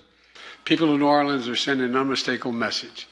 They will not let this attack or the attackers' deluded ideology overcome us. None of us should fear that it will overcome us. We're going to continue. What? None of us should fear overcome us. We relentlessly pursue ISIS and other terrorists. You can't keep it down. You really can't. And we're seeing that today. The Sugar Bowl is back on. Kickoff is going to take off very shortly. If I don't get this damn thing done, we're going to be in real trouble. And the FBI has handed control of Bourbon Street back to local officials. Security of the area has been reinforced. People in New Orleans are sending an unmistakable message. They will not let this attack or the attackers' deluded ideology overcome us. None of us should fear that he'll overcome us. We're going to continue to relentlessly pursue ISIS and other terrorist organizations where they are, and they'll find no safe harbor here. I'll continue to provide updates in New Orleans and Las Vegas as the facts develop. Was the Vegas thing a suicide? Yeah. Yeah. He shot himself. Right here. Oh, he shot himself? Las Vegas Cybertruck suspect self-inflicted gunshot wound to the head just right before the vehicle blew up. Right. So do you think that... Couldn't even martyr himself correctly. Yeah. Idiot. So did he shoot himself and activate... I think he may have had. I think he shot himself. They confirmed that the explosives had to have been activated by him, by the person in the car. So he would have had to activate. I don't know if it was on a timer. I don't know. You think he had maybe a 10-second buffer period of activation? You activate it, then it gives you 10 seconds before it actually turns into a Kiss concert, which gives you enough time to blow your face off. Yeah, I guess so. I mean, that's probably if they're saying he had to activate it, that's probably how it went. You know, you can do activation as soon as you pull the ripcord and it blows. Or I'm sure that these idiots that are making these bombs have, are smart enough to make it. I pull the ripcord and I got 8 seconds before it turns into a Kiss concert. That's when I blow my face off. I don't know. It had the fireworks in it too, man. It was a very odd scene. We had to transport this down to our fleet services so that we could really get through this thing. And I remind you that the subject inside wasn't able to be removed for a very long period of time because he was burnt beyond recognition. Oh. And so as we continue to move through this, I'm going to talk a little bit about his identity and what we believe. But I would like to highlight a couple of things that the team's found. Man, a lot of times we maybe don't appreciate our police department or our detectives or our forensic people or things like that, man. But, here we come in, sit our fat asses on a chair in front of a microphone, play these stories, give our, pontification of various stories and things like that. And then we go home to our families and, whatever. But, man, can you imagine if your job is to be one of these dudes that are, literally, having to take a melted human body out of the seat and decipher how this all went down, how much that would suck. God, that would suck. I think they like it. I think they like, You think they're putting the puzzle? You think they sit around the office and say, "Man, we haven't had a guy, that melted himself into the seat for about a year or two. I'm really itching for one." Well, I mean, look, if they, you're thinking about if they called us and they go, "Hey guys, body just blew up in a Tesla truck. We're gonna need you to, or Cybertruck. We're gonna need you to go down there and get the guy out of there." I wouldn't even know where to begin. Well, these people, they do it for a living. I think they want to solve crimes. I think they like the aspect of what they do. Or maybe a lot of people turn in their 2 weeks notice after this crime scene yesterday. Who knows? Aren't you kind of impressed on how the Tesla looks after that huge explosion? Realistically, man, it looks like you can still drive it. How about his government ID? Did you see how good that looked too? When Elon Musk, came out and said one of the bright spots of this Las Vegas truck bombing suicide is the fact that Cybertrucks are so well made that the truck in itself didn't act as a bomb or blow up or go very far because they're so well made. Yeah. I mean, he might be right. I mean, if this was a Chevy Silverado, maybe this thing would have gone everywhere. Like all four tires look like they're still on. Yeah. The side panels look good. So what's the conspiracy theory on this? Because everybody's saying that that this is first of all, I think the conspiracy theory is the first one is, which I think has maybe been debunked, is that these two issues were related. And I think that maybe that's been debunked. These two dudes were related. Is that because it was military and they both rented the car on Toro? Right. I think that's really the only evidence they have. I don't think they have any correspondence between the two. I don't think anything like that. So that's your first level of conspiracy, believe it or not. Then the second level of conspiracy would be that they were, both military veterans. And then, both were equipped with bombs. One got into a shootout with the cops and the other one killed himself. I don't know where the conspiracies are. For those that do, speak up or forever hold your peace. Like, what are they saying, conspiracy-wise? Well, I mean, I know other than they rented it from the same obscure rental company, and they were both, military veterans. I think that's the only thing they got. Well, this guy was active military, wasn't he? Yes, he was on leave. So, what other conspiracies are out there? I'm asking for a friend. That's why I was asking for a friend, too. Cybertruck that are useful to the investigation. And both were trucks. One was F1, and both were electric trucks. Yeah. One was an F-150 Lightning, which is the all-electric version of the F-150, which are actually hard to come by. And the other one was a Cybertruck. So you have electric trucks with with one active U.S. Army and one former U.S. Army. You have bombs and death. This guy from Vegas at least didn't try to mow down, a whole bunch of people. Is there do we know any connection with the Trump hotel outside of it being Donald Trump? Like, did he do that to make a statement? Yeah, see, again. That's people think because Tesla and then the Trump and hotel. Elon is close with Trump. So what's the statement? I don't know what the rub is. I don't know what one of the theories floating around about this guy in Vegas is that he was set up. He was set up? Yeah, that's what I'm just seeing people say in chat. He was set up. His says that this guy may have been set up, I believe, if I'm reading this correctly. He said he was dead in the car and it remote detonated. The car drove itself there on autopilot. An Army EOD would not do a rookie mistake like having a shaped charge in the back of the truck. But there's a ton of, and some other stories I have to play before we leave today, there's a ton of video footage of the truck driving around the facility a couple times. Yeah, I drove around one time an hour before. That, first and foremost, is a military identification. We also found a passport. We found a Desert Eagle 50 caliber semi-automatic pistol. Badass gun, by the way. That's what I got.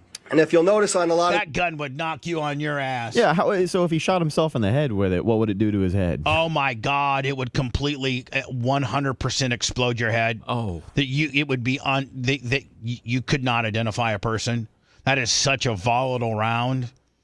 I used to have when I had a little bit of money and I didn't sell my gun collection, I had a Desert Eagle 50, and just the anticipation as you would squeeze the trigger, it was such a volatile explosion. People like Iggy and Nick the gun guy and all of our great gun guys will tell you that a lot of people aren't that accurate with Desert Eagle 50s because they anticipate it is such a huge explosion and such velocity and violence that it's really not good at target practice because you get a little nervous before you squeeze the trigger and you usually shake a little bit. It is a very violent. It doesn't really even serve a purpose. Like a 9 or a 44 or a 40, or a SIG. They're far more accurate. Desert Eagle 50s are just made to just absolutely oblivious. If you're good enough to hit something with it, it's unsurvivable. It would, like, if it hit your arm, it would blow your complete arm off. Oof. These guns. Meanwhile, if I hit you with like a 9 on your arm with your big meaty arm, you might be okay. I would still come at you? Yeah, no, I couldn't take you down. Oh, okay. If I hit you in the arm with a 9, you could still come at me. Another thing people find interesting, I mean, you look at these pictures, they said they couldn't identify the guy for a while because he was so burned up. These are guns, a Desert Eagle smelded together because of the heat. His passport and his government ID looked damn near perfect. It looked like they had just kind of roasted it like a marshmallow and took it back out.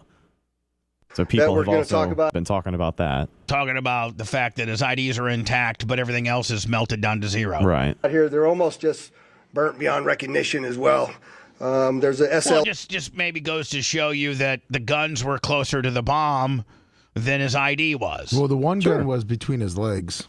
The bomb? No, like his gun after he shot himself, I guess it went between his legs. They said he found it at the floorboard. Yeah, at his feet. Yeah. Desert Eagle 50 will blow. I mean, LR model B30 semi-automatic firearm. Number of fireworks that were still in the vehicle that had to be removed. We found an iPhone and a smartwatch, and then several credit cards were also in the name of our subject. Our subject is 37-year-old Matthew Livelsberger. He's of Colorado Springs, Colorado. I mean, looks like a regular dude. Yeah. Just looks like a regular dude.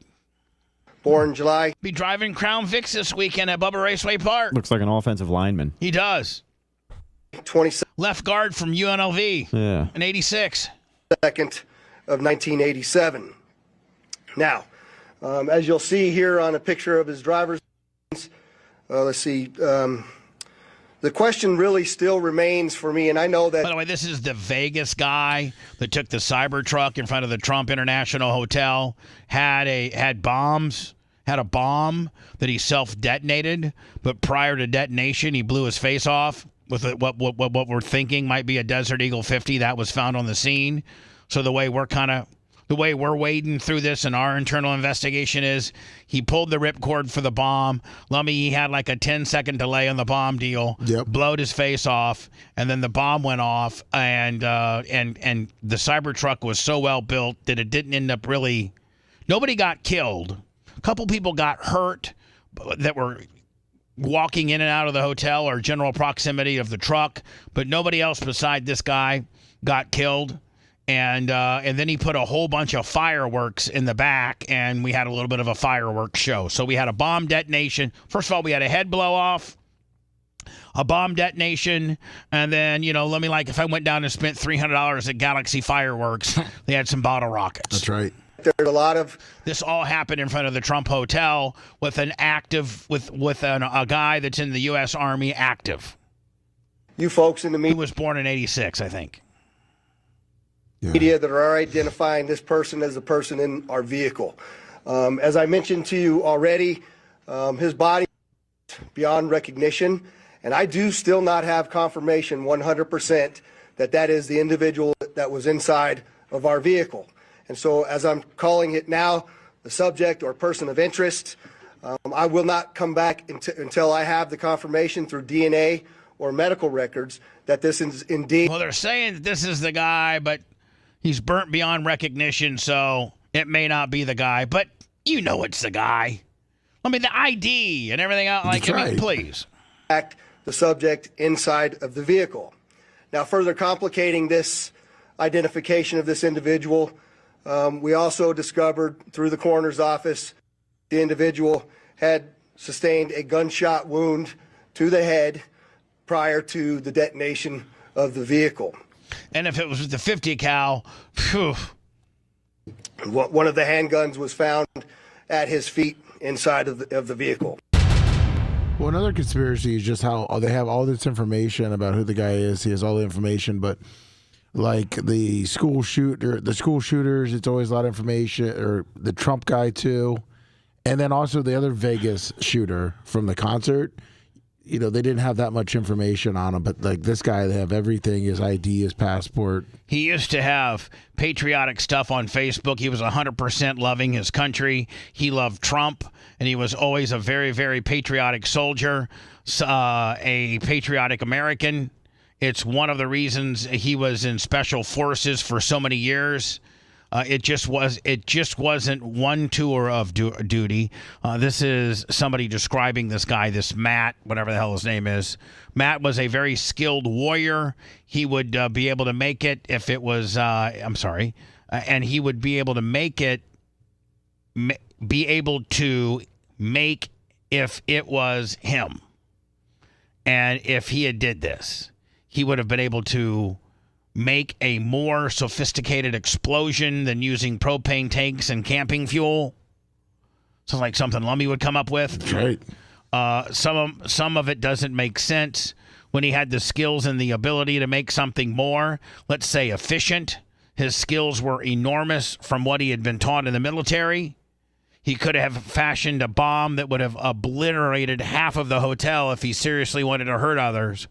That comes from an independent source. Is there a story? You can see the Cybertruck highlighted there.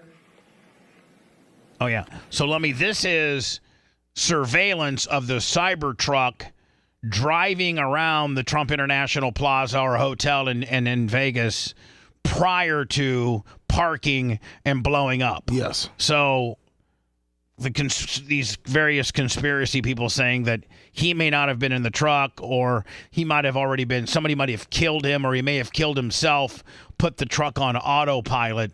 I think this dispels that. I don't think you can program your truck to drive around, Well, it said he just drove around one time. It pulled in and then pulled out. You see the Cybertruck highlighted there? I mean, can you program your truck, drive in one time, pull in, pull out, drive around the block, then pull back in? I don't know if you can do that. I think you can put on your GPS, because my sister's got a Tesla, where you want to go, and it'll take you there. Well, I guess we can ask Dr. Dan on Monday. He's got one. See if we can have it drive it to 7-Eleven and back. Can you drive it to 7-Eleven, come back, then drive it to 7-Eleven and blow up? Where's that button at? I want to see it. See, that's why they're saying it, because he never stopped here. He just drove through. Yeah, he was scoping out the place. Yeah, I mean, you think they're... I don't even know. Now, let me, it's not a wonder they couldn't like from this angle here, really, really, really, really like zoom in and see if it looks like that might be the guy. Yeah. To see if he's turning the wheel or looks like he's alive. Was there a camera that records you the whole time in your car? Well, I mean, that might have got blowed up. You know what I'm saying? That may not have survived the blast. But I thought Elon was able to unlock the car or something from. That's why they said they weren't able to get in for a while. I thought Elon had to do something to help them out. Maybe. So through extensive surveillance video, we were able to track him leaving there, and we know that he went to several different places along Las Vegas Boulevard. All right, so he left there and went to several different places. I don't think you can program your truck to do that. I don't think so. I need to go to the In-N-Out Burger, then I need to go to Home Depot, then I need to go here, then I need to go there, and then I need to stop by the original place that I drove through, the Trump International Willie, stop right in front of the front door, and then I'm going to go and blow up. I got to blow my face off first, and then I have to, I have to activate the homemade bomb system that I made, and then I got to blow my face off, and then 10 seconds later, this bomb's going to go off, and then the home non-commercial grade fireworks that I have in the back will go off, and you have a little bit of a bottle rocket show. But people are saying in chat what you're saying. Trump International has a ton of cameras. When you're pulling in, like, why didn't they send a picture of him actually driving the vehicle? Spent some time in a parking lot. Maybe they are. Maybe they're. I mean, this is so much a fresh wound. I mean, maybe it takes a while to collect all that stuff and then disseminate it to the media. A business near Flamingo and Las Vegas Boulevard. We didn't have a video of the truck pulling back onto Las Vegas Boulevard from the sands. Well, look at that water slide. See that there? That's north on the boulevard from Sands at 8:39, where he then immediately heads to the Trump Hotel, pulls into the valet area, and as of course you all know, the explosion occurs within 17 seconds of his arrival at the valet. There's some additional investigative updates that are going to be provided to you by a couple of the other speakers here. Yeah. I don't think there's anything conspiracy-wise. Now, is this the dude from New Orleans? New Orleans. Yep. When we come back, somebody, I don't know if it's a news journalist or somebody that interviewed this guy a while back. I don't know, but somebody had access to his shop or his bomb building area. I think this is his trailer he was living in. And I don't know who, like, you would think that the cops and the feds and everybody would have this locked down, and this just not any journalist could go through here. And, like, this would be information that should only be available for those that were investigating this horrific act. Did they get to his house before the cops did? Maybe. I don't know. But I got his whole bomb building shop, and then the fact that he had the Koran laid out right there where he built the bomb. I got all that. I'll do that next. If you want 24/7 on-demand Bubba and the crew, go to BubbaArmyHQ.com. Right now. The Bubba the Love Sponge show will be back after this.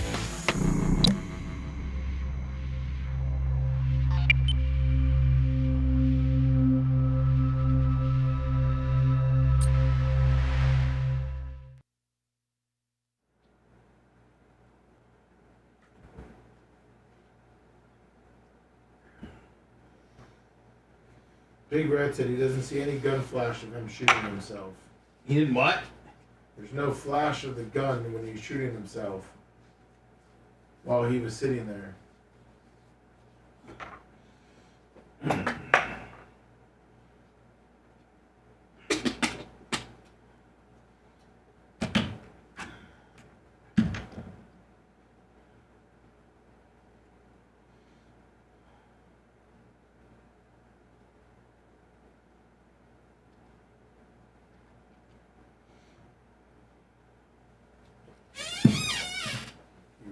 Slave.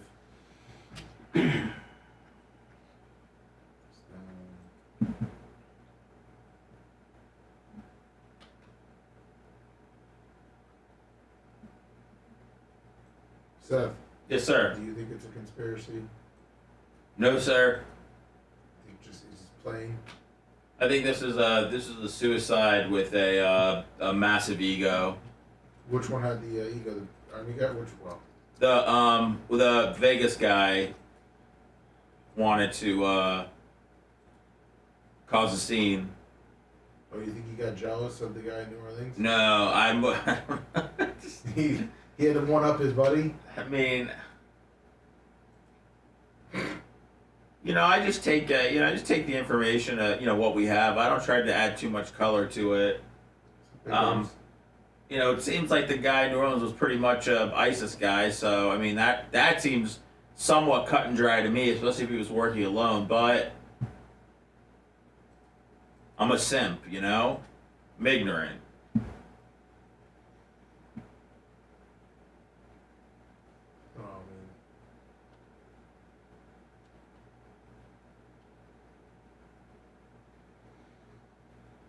Yeah, the guy in New Orleans did his version of a suicide bomb, and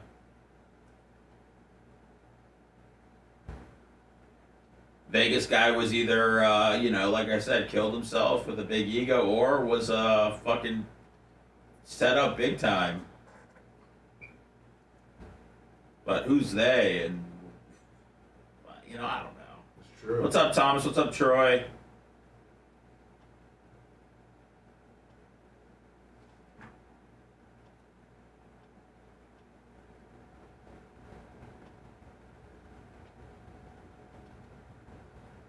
Blaming the wife too now, because she broke up with him 6 days before he did it. Poor lady.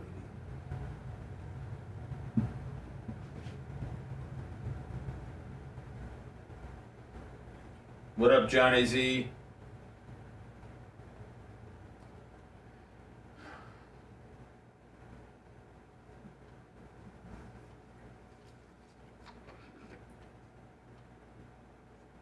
I miss Gene. I do too. How about it? I'm out there doing 25,000 things right now. He probably doesn't even know about this. The bombers? Yeah. He doesn't know anything about it. I don't know about the fucking bombers. Guy blowed his face off, How about it? What's up, Robert Smith?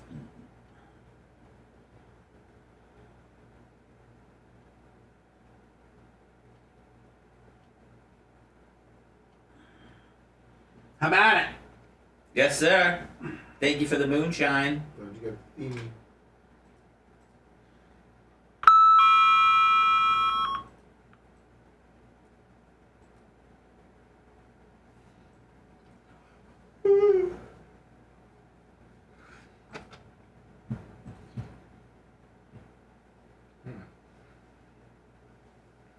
Detroit White Hot.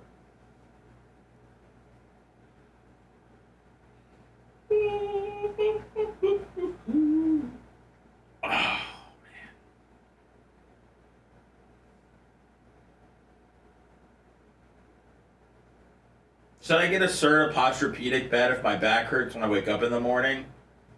Maybe. Or should I start sleeping standing up? Get a pod. I've read both are good. One's cheaper.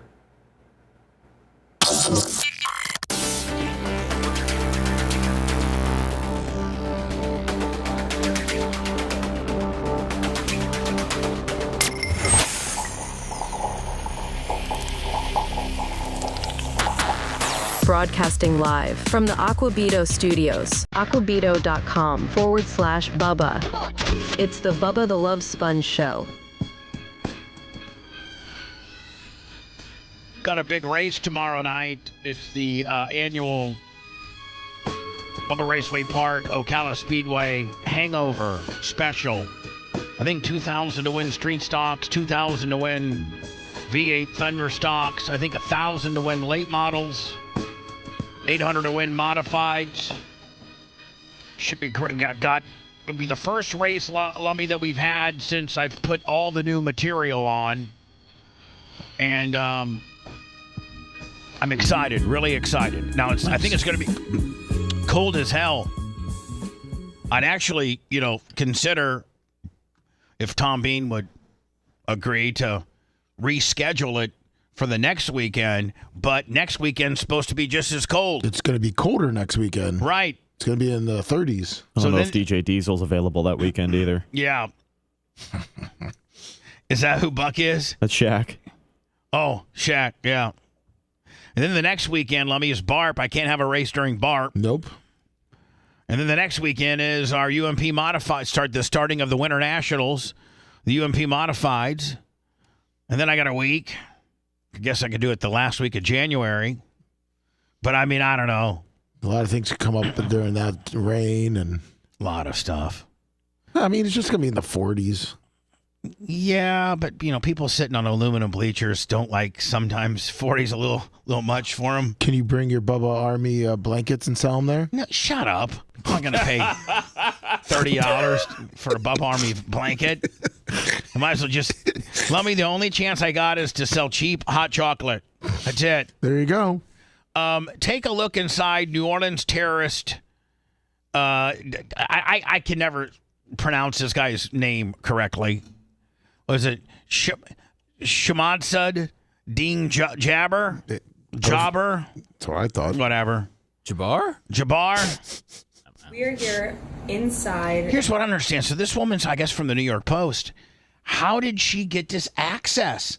And wouldn't this be, this guy killed 15, 16 people, injured double or triple that.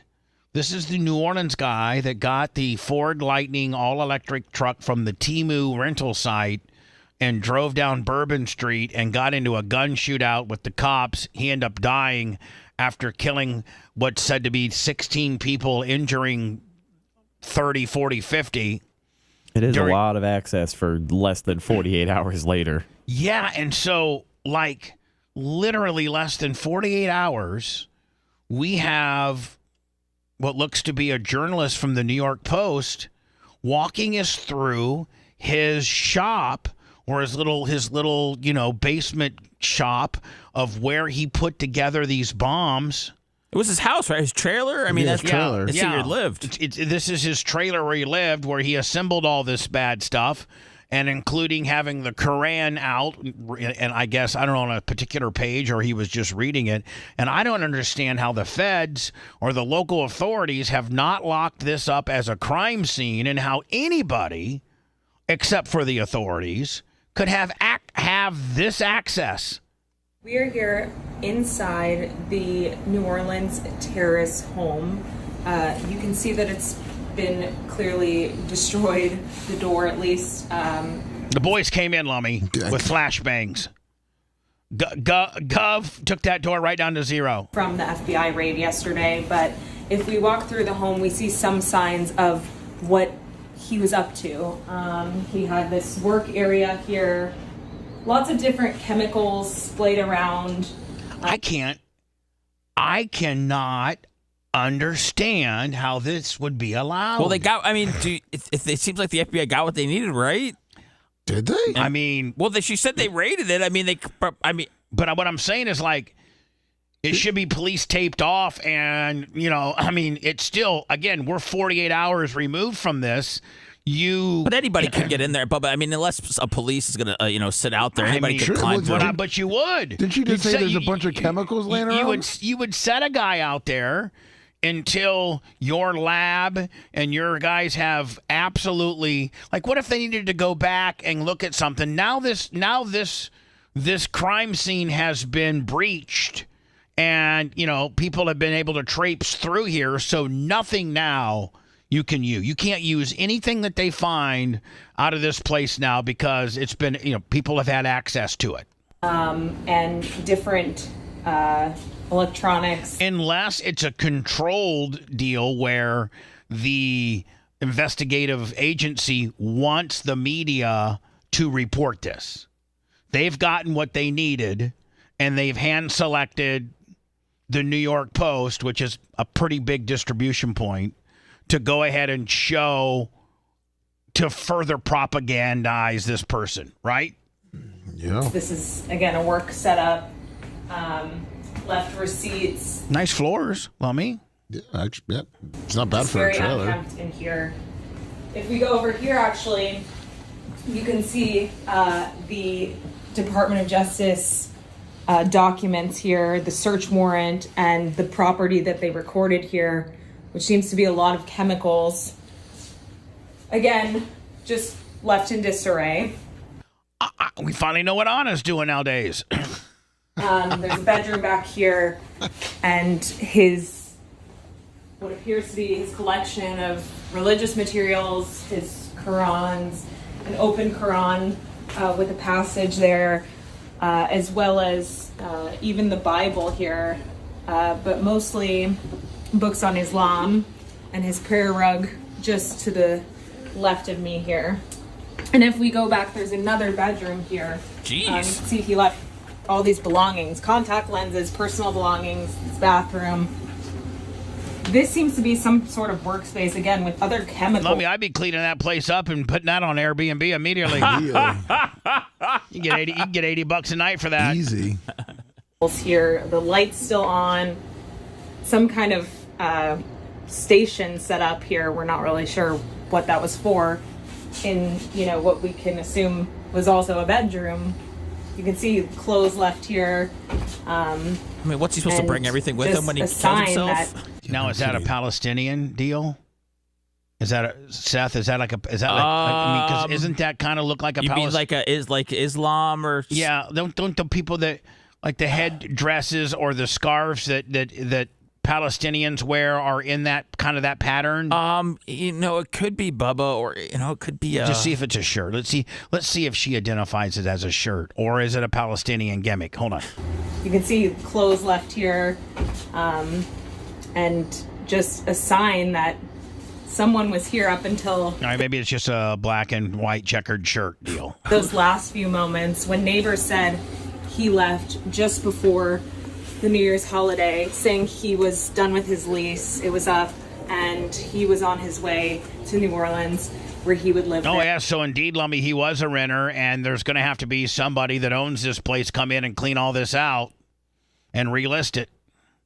Do you list it as, former home of the, the bad guy? Or do you not say a word? You don't say a word. I say you don't say anything if you want to rent it. There didn't take any furniture because he said his new home would be furnished. That's all we know so far. Oh, his new home's furnished, all right. I guess he's probably got 70 virgins going on right now, doesn't he? Pretty much. That's what they tell him, man. That's what they say, don't they? It's why death is valued more than life. Phew. What if you've already had 70 virgins? I don't think you have. But it's Allah and the virgins. It's a lot. That's right. So I got the virgins and the main homie. Yeah. Yeah, you get to hang out with Allah. Now Tom Holman. I like Tom Holman. He's the new border czar. He's gonna, the first day Trump is in office, he's gonna load up. He's gonna take big ass jail buses. The buses that got the bars on them, and he's gonna pull up to like New York City and Chicago and Cook County Jail and places like that, and go in there and get all the illegal criminals. So I like the guy. He said that if any mayor or any governor gets in his way, he's going to arrest him.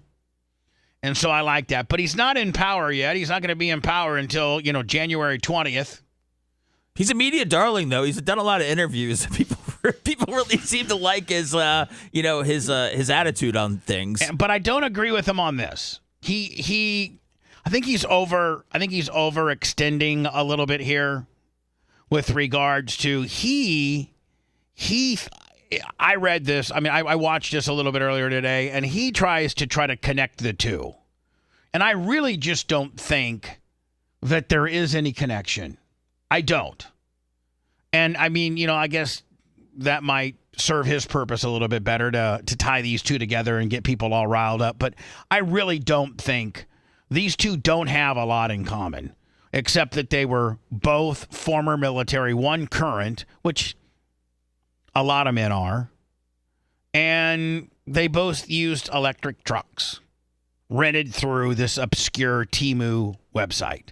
There's no evidence that these two talked, that these two knew each other. One plowed through, New Year's Eve celebration and Bourbon Street and got into a shootout with the cops. And the other one had a bomb and killed himself in front of the Trump Hotel. Tom Holman wants to get on Fox News and says that there's similarities here. I don't know. Tom Holman now, the incoming Trump administration border czar. Tom, great to have you here. And I want to get to New Orleans again in just a second, but we just got this fresh information out of Las Vegas. And the police chief there giving us a lot of new details. I want to get your reaction to. He characterized what they're learning on the ground there in Las Vegas as a suicide with a bombing that occurred immediately thereafter. They're not aware of any other subjects involved in that case. While they are aware of the similarities to the person who carried out the attack in New Orleans, they are not able to directly tie these two events together. They have no evidence that they are tied together, but they do not believe any further threat from that particular incident is out there at this time. What was your reaction to what you heard? Well, look, I think the further the investigation goes, I think they are going to find a connection between the two incidents. But look, they're both suicide events. The man in New Orleans certainly had no plans of going home for getting out and trading gunfire with law enforcement. So I think both these men realized they weren't going home after this event. But the threats aren't over. I've been on this network for 4 years talking about the threats coming across our southern border. And, we got a record number of known gotaways. Over 2 million people enter this country. We don't know who they are or where they came from or what their purpose to come to this country. They weren't vetted. They weren't screened. You're selling your agenda that you're going with when you come in heavy-handed first day one. And listen, I am all about agreeing with that. These undocumented immigrants. The suspect's brother speak. The undocumented immigrants. As soon as I put it on hold, Lummy, it switched me somewhere. But these undocumented immigrants that have come in undocumented, illegally, and committed crimes. Yeah, that's priority one, regardless if you're Republican, Democrat, or the next guy. But aren't these two Americans? Yeah. So I don't. To me, he's confusing the two issues, and the fact that okay, this is American terrorist activities, not done by anybody that crossed the border illegally. These are documented Americans, of which so documented that they're veterans of our military. So talk about that. Don't try to sell your heavy-handed and much-needed illegal immigration policy, because we know that's coming. Talk about these two scumbags and your opinion of it. And you drew inferences that they were related, so give us your opinion with that. Don't try to take these two and pile them on to the 2 million undocumented illegal immigrants that have come into our country, some of which are in jail now. Way too different issues. But don't super sell me on that. Because, listen, I'm already sold. I think the average American... I think even Seth's mom, Elise, would be like, hey, listen, you know what? I hate Trump. I hate him more than anything. But I don't think that people that have come into our country illegally and killed people need to be in our country anymore. So I think she would agree to that. Yeah, I think most people are on board. Yeah, so you don't have to sell that policy to us. Just talk about these two really bad instances. The incoming Trump administration borders are. Tom. It's looking like I can't really put it on pause because it might revert me. Again, in just a second. But we just got this fresh information out of Las Vegas. And the police chief there giving us a lot of new details I want to get your reaction to. He characterized what they're learning on the ground there in Las Vegas as a suicide with a bombing that occurred immediately thereafter. They're not aware of any other subjects involved in that case. While they are aware of the similarities to the person who carried out the attack in New Orleans, they are not able to directly tie these two events together. They have no evidence that they are tied together, but they do not believe any further threat from that particular incident is out there at this time. What was your reaction to what you heard? Well, look, I think the further the investigation goes, I think they are going to find a connection between the two incidents. But look, they're both suicide events. The man in New Orleans certainly had no plans of going home for getting out and trading gunfire with law enforcement. So I think both these men realized they weren't going home after this event. But the threats aren't over. I've been on this network for 4 years talking about the threats coming across our southern border. And, we got a record number of known gotaways. Over 2 million people enter this country. We don't know who they are or where they came from or what their purpose to come to this country. They weren't vetted. They weren't screened. They weren't fingerprinted. We don't know who they are. And since the Border Patrol and CBP arrested well over 300 people on terrorist watch list, how many of that 2.2 million who escaped apprehension, who escaped vetting, who escaped fingerprinting came from a country sponsoring terror? Even Christopher Wray, the director of FBI, said numerous times under testimony in front of Congress that this is the biggest national security vulnerability he's seen. I agree with him. So we're not out of the woods. This country's in grave danger. We need to secure that border. And despite what's happened the last 2 days in Las Vegas and in New Orleans, this administration is not stopping. They're still releasing thousands of people every week through the CBP One app, the CHMV. But none of these two dildos, these bad guys, are any of these people. Like you're completely trying to high spot what your new agenda is going to be, and hey, listen, most Americans are for it. But don't confuse the two issues. Well, I think he was saying don't let this, this isn't the only incident because so much bad stuff happened. So is he saying now that we're still not out of the woods, we're going to have terroristic attacks? Correct. Say that before you try to put these two dildos, these former two, American soldiers that are documented, born here, blah, blah, blah, into the mass quantities of people we've let into this country undocumented. There's nothing in common. Program and Border Patrol continues to release people in this country without proper vetting. This is not a good thing. Had these two guys or one of these two guys been an undocumented, unvetted, then this guy's argument makes sense. And he should and what he should say is, hey, listen, these two aren't part of that undocumented world, but I wouldn't be surprised if an undocumented, unvetted person was to they've caused all these crimes. What is it? The subway person, the girl jogger in Georgia. We have instances that these people have caused issues. I wouldn't be surprised if they continued to do so. But these two dildos are not what I'm speaking about. And I can't wait for the new administration to take power and secure this border and protect our national security. Well, the police chief was asked about the incident in Las Vegas, if they had seen any motivation and inspiration from any terror group. They had not identified anything there yet, I should say, at least. They said they're very heavily still in the middle of that investigation. But to the point in New Orleans and the FBI update that we all just got a short time ago, the FBI confirmed that the suspect in New Orleans posted videos online Tuesday night claiming that he had joined ISIS before the summer and provided a will and testament. So they did confirm that he was indeed inspired by that terror group to carry out that vicious, violent, heinous. That's the guy from New Orleans? Yes. Act and attack there in New Orleans. Anybody can say they were part of ISIS. Anybody can say that. Oh, this guy's friends said that, and having a Koran and your bomb building a little trailer there doesn't make you ISIS. Oh, I mean, he said he was ISIS. Oh, did he? Yeah, that's the videos they found. He had a flag. But he also body said armor. Oh, that's true. He had ISIS. Yeah, he joined ISIS. In summer. Well, ISIS is bad. Yeah, that's the thing. I think we know that, right? Well, yeah, ISIS is bad. That's what we say. That's what we're kind of like. Hey, you can, you might not be a Nazi, but if you say you're one, we're just gonna go ahead and give you the benefit of the doubt. Well, if you're waving a Nazi flag around, let's right.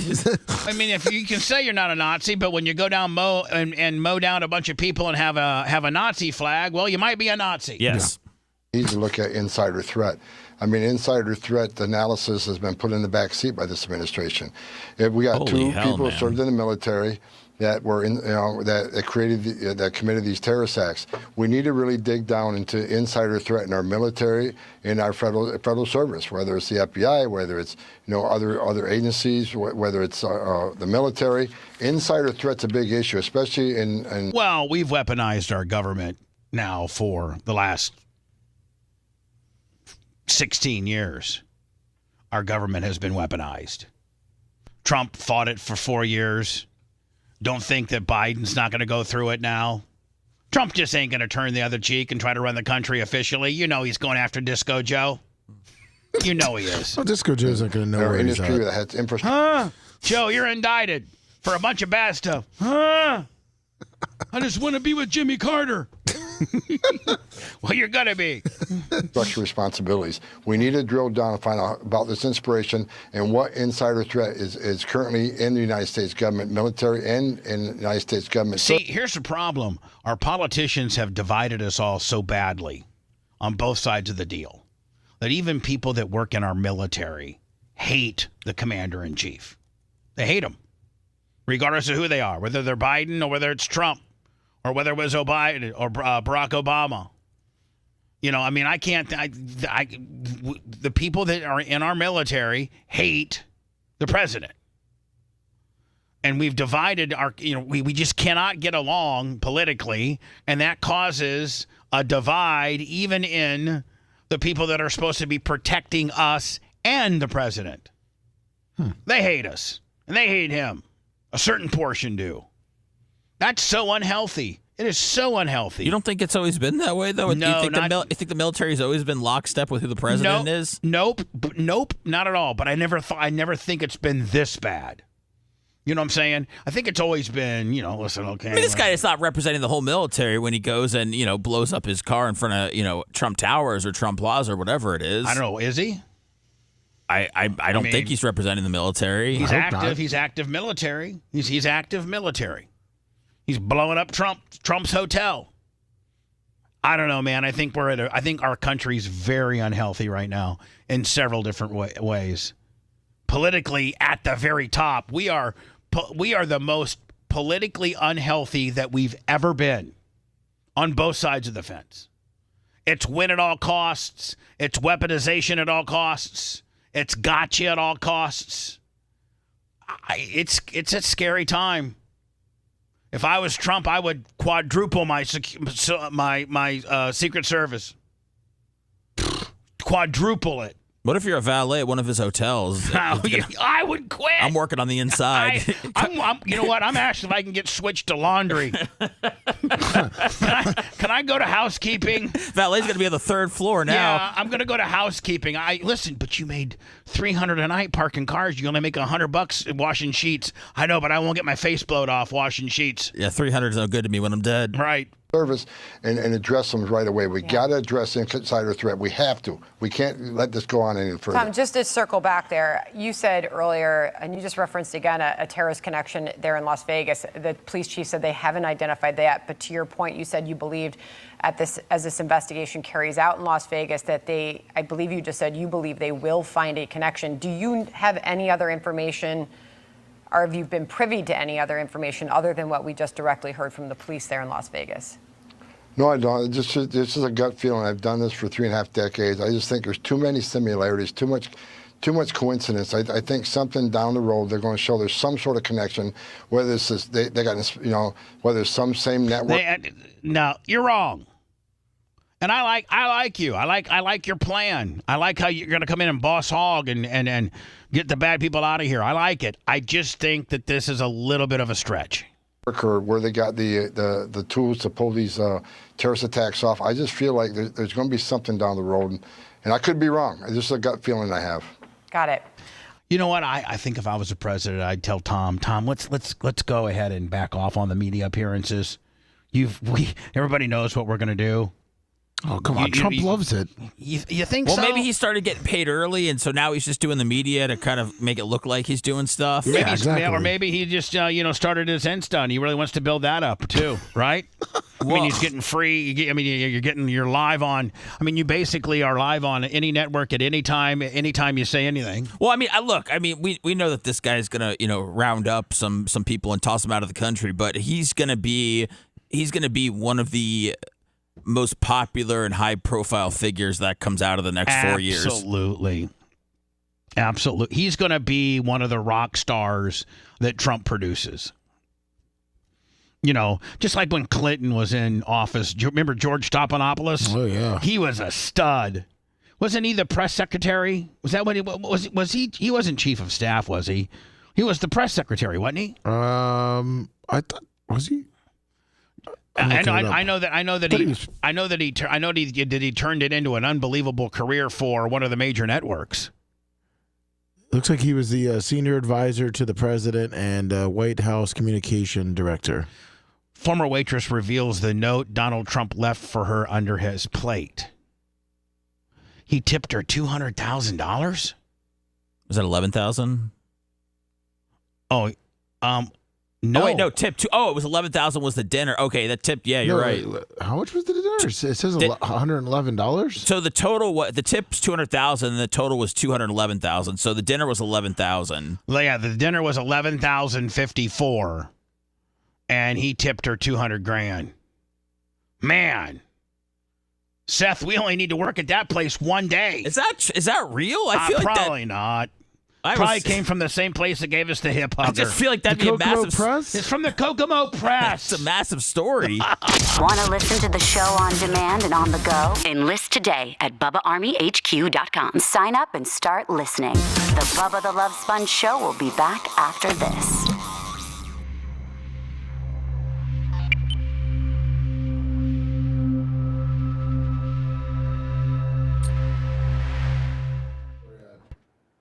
I don't know. My arm hit the button. Was it at the bottom of the New York? It might have been. I think it was probably one of those fake deals.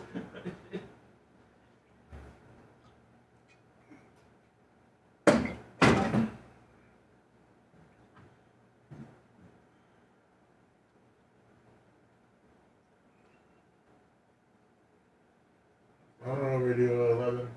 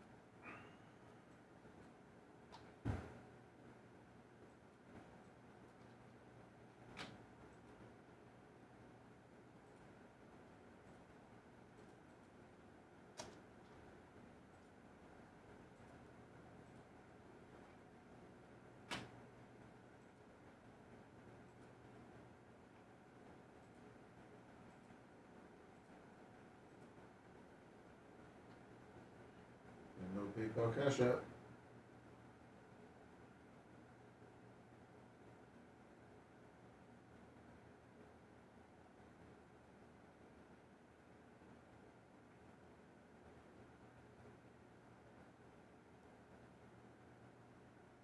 What's up, Iggy?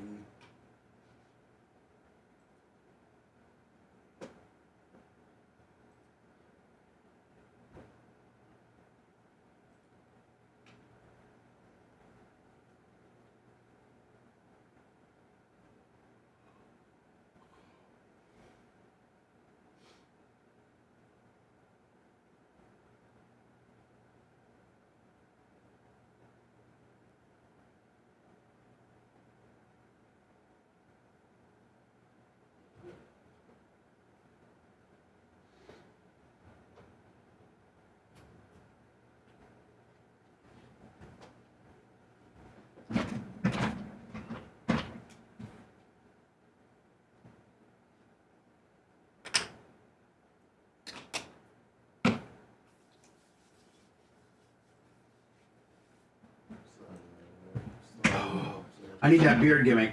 It's in your email. Thank you. Daily slave, 77 months.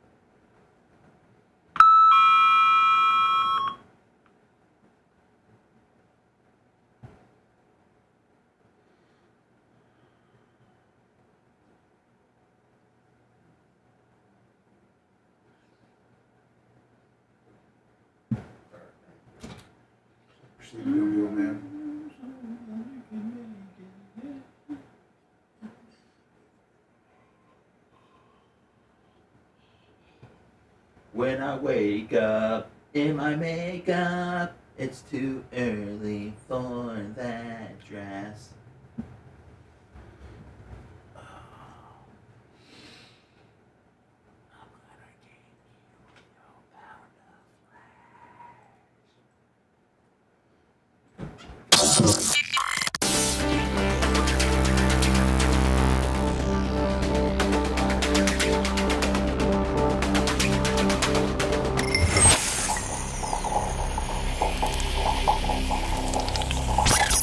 Broadcasting live from the Aquabito studios.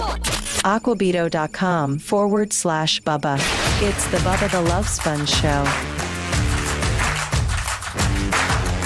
I'm going to try to go live from Bubba Raceway Park, Ocala Speedway, sometime this weekend with Buck on the big 650. Nice.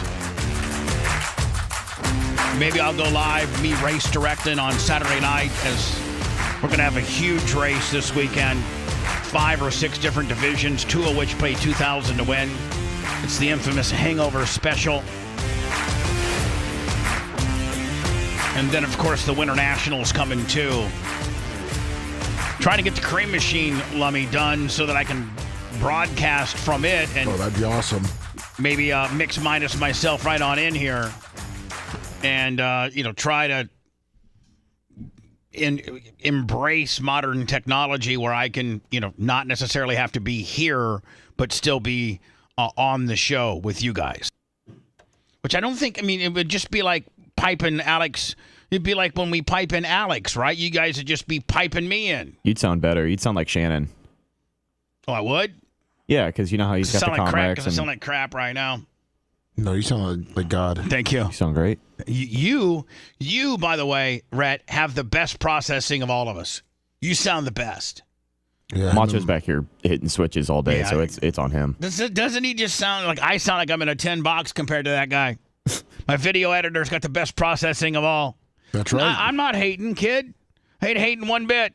Good job, Macho. Good job, Macho, man. Dial yourself right on in, buddy. Woo! The Airbnb owner responds after finding out that the porn star Lily Phillips had sex or slept with or fornicated with 101 men, 101 guys. Theo Hugger, $20. Theo Hugger. He sent that Hugger. kid. He's Hugger. already tipping. Hugger, please. Wow. He's 3 days old. He's already got cash. That's his dad. Yeah. Okay. Yeah. Because Theo's is the girl's pimp. That's right. So anyway, this Phillips girl, this Lily Phillips, she supposedly was trying to set some kind of record where she slept with 101 men at a certain time, and she rented out this Airbnb house. Well, now the owner of the Airbnb house has now finally put two and two together and found out that this porn star used their Airbnb to blast 101 dudes. Oh, man. Now, if make our content house leftover so bad, huh? Yeah, true. Just it makes Seth's partied. He partied with himself in his boxers and then threw them in a closet for Gary Cantrell to find. So he didn't get the $82 hazmat cleanup fee. That's the only thing we left behind of any remnants. And so if you owned the Airbnb, I think you can buy mattresses now. Like you can even buy them online, like Purple and stuff like that. Oh, they're cheap for like $4.99. No, or something. They even have cheaper. They have like $150 to $200 mattresses, like nice ones. Yeah, I think I would probably do that. Would you sell the mattress though? For what? For one of her fans? Yeah, you're probably right. You're probably right. You go to her OnlyFans or her whatever and say, "Hey, I have the mattress." Gross. That she blasted 101 on. Who wants it? That's right. Don't forget, Jack Stiefel once paid $3,000 for my chair that I farted on a million times. Your Louis chair. And it was broken down. If you got rabid enough fans, man, they'll pay for anything. So anyway, Lummy, So you're saying if you don't live in this house, I replace the mattress and sell the old one. That's right. That way, any new people that were concerned, I'd be like, listen, I immediately replaced the mattress. The mattress is brand new. And then you go and you can almost double dip, Seth. You got two income sources here. Especially because it looks like she's trying to set a new record. She's going to have 1,000 guys in a day. She's doing it in January. Hold on. 1,000, and that is... Do the math. Let's do the math on that. You can't. It can't be to... and I have to be careful how I say this, but it can't be to orgasm. It has to be just in and out. Like you enter, and then you're counted as okay, you're guy 10. Guy 11, you ready? Yep. All right, in, out. Okay, 12, in, out. 13, in, out. 14, in, out. 15, in, out. Maybe you get 2 bam-bams, but, you can't. What's the equation? You can't do 1,000. What's the equation to figure out how much time everybody would get? All right, well, if you say you did it for 12 hours. I'm just staring at my calculator right now. All right, so 12 hours. So 1,000 divided by 12 is 83 an hour. 83 divided by 60 minutes is 1.3 a minute. And that's if she goes 12 hours? That's if she goes 12 hours. So you get 1 minute? 1.3. Each guy gets a minute. Minute and a half, maybe? No, you don't want that half is going to be absorbed by just the transferring. One guy stepping back and the other guy stepping up. That's 15, 20 seconds of fiddle messing around. So you literally have to have a guy that's ready, fluffed, and boom, gets in, boom, steps out, next guy in, out. So maybe the 101 were to completion. Oh man, I don't think so, Bubba. If it was getting filmed, I don't know. I don't want to speak too much on this. I don't know much about it, but I can't imagine 100 guys were able to Well, the record looks like the record from 2004 from Lisa Sparks is 919 men in one day. But 919 what? That's what I'm trying to figure out. Is that just entering the party zone? I don't think that's completing the party. I think that's just entering in the party zone and walking out. That's the only way it can. There's no having way. Sex. I mean, having sex just means. Having sex is entering and exiting. Yes, I get. Yes, sir. Yes, sir. Right. Yes. I mean, let me ask you a question.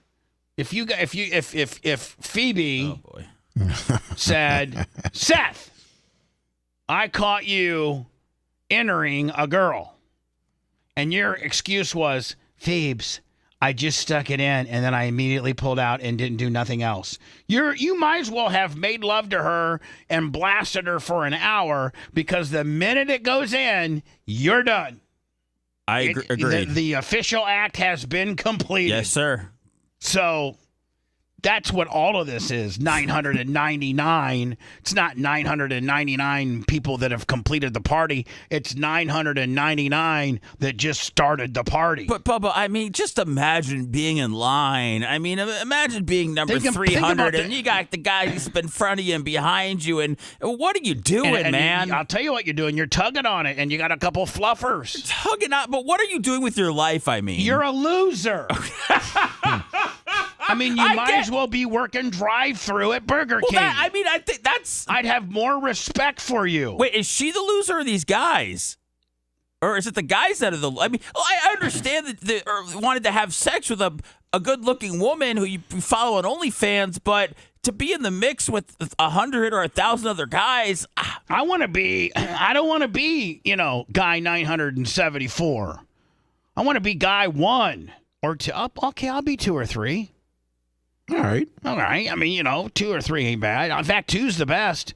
Because if you're the number 1 guy, Lummy, you got to go to dinner, but if you're number 2 guy, you just slide in there, party, and get the hell out. That's right. Well, you have a what? When there's 1,000 men, you have less than a 1% chance of being in the top 3. Yeah. So these women, these numbers are so embellished. But what? I mean, just the whole genre is pathetic. Wasn't there a girl named Houston that was on Howard Stern back in the day? She did the Houston 500. was that I think that was in the E days with Howard Stern. Well, this girl was on Howard Stern too, Lisa Sparks, and I guess she was after because she did it at the 3rd annual World the World Screw Off. Yeah, championship. Hello. Hey, Bubba, I've done the math on this 1,000-man equation so many times over, and I worked it out a little bit differently than you did. It's the same result. It's 40 minutes in a day.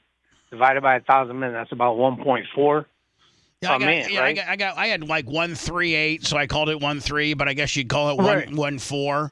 So does that mean does that mean a guy just basically enters and that's it? That's all you got? It's like a minute 25 seconds? Yeah, but look, there's no bathroom breaks. I don't think there's no eating. So, you've found out some rules within this world, so to speak. I mean, yeah, because if you get a minute and a half a guy for 24 hours, you're gonna have to use the bathroom. You're gonna have to eat. You're gonna have to do something. So somebody's losing on the end. So it's less than a minute and a half per guy at the end of the day. So you get a minute. You got about a minute a guy. I could finish in a minute. I'm guaranteed I could do it because I haven't had relations in more than 5 years. I know, but most guys that are sexually active probably can't finish in a minute. And then what? The party's everywhere. Now what? I think at the minute mark, you got a real big guy like Ty J that says, "Listen, bro, you're out." and the guy taps you on the shoulder. You get the courtesy tap, and he pushes you out. Get on, get out of here. Who's responsible for keeping the line moving? Ty J. This is a lot of jobs here. A big dude. Jeez. A big dude that says, "I know you weren't able to to complete the party, but the next guy's up. Batter up." Hey, listen, on strike 3, you can't argue with the umpire and say, "Can I get one more strike?" Come on, buddy. That curveball didn't hit the corner. Is that a prestigious job? It's to keep the line moving during the 1,000-man order? I think that's far more prestigious than the 6 bitches that you got fluffing. Those poor things.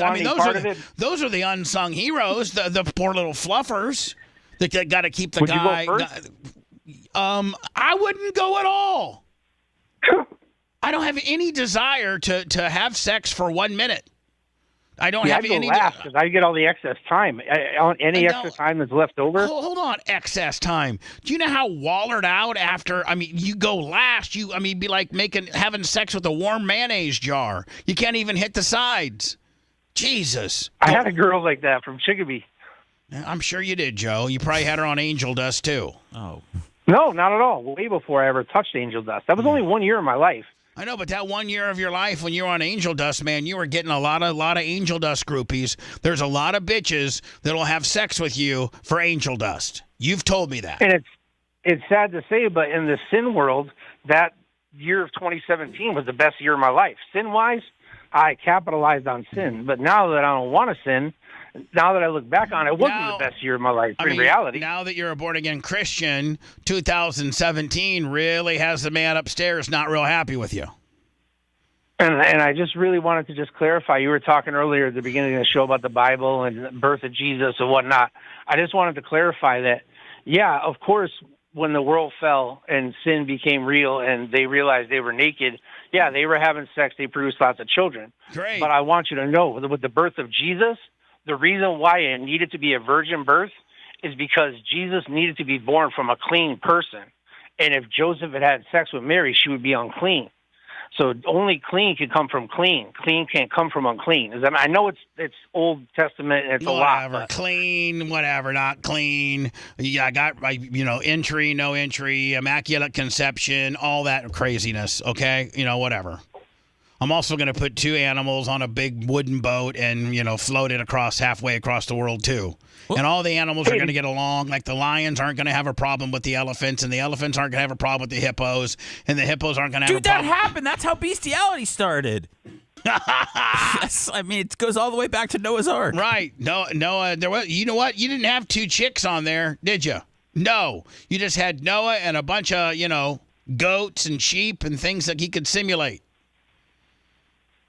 Hey, crazy question. Did you know that Noah didn't even have any water near him where he was living? No water at all. He's on a dry boat. But he still had the faith. He still had the faith to build an ark because the rain came down. Right, sure. The rain's down in Africa. So just a clarification on this 919.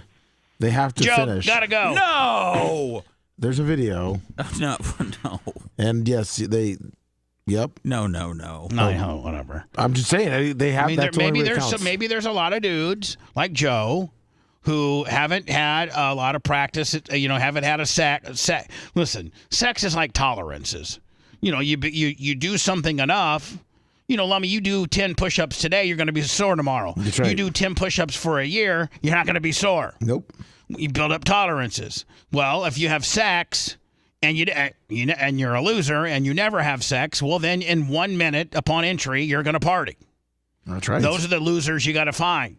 How do you feel for your as the porn star? How do you feel? You're blasting losers.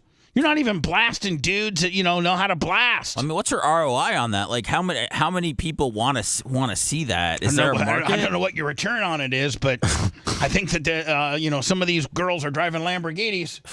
I know that. This is back in 2004. So here, Lily is a lovely guest to host, keeping to all the house rules and a good communicator prior to arrival. This is the Airbnb Lummy people that are describing her as, a guest.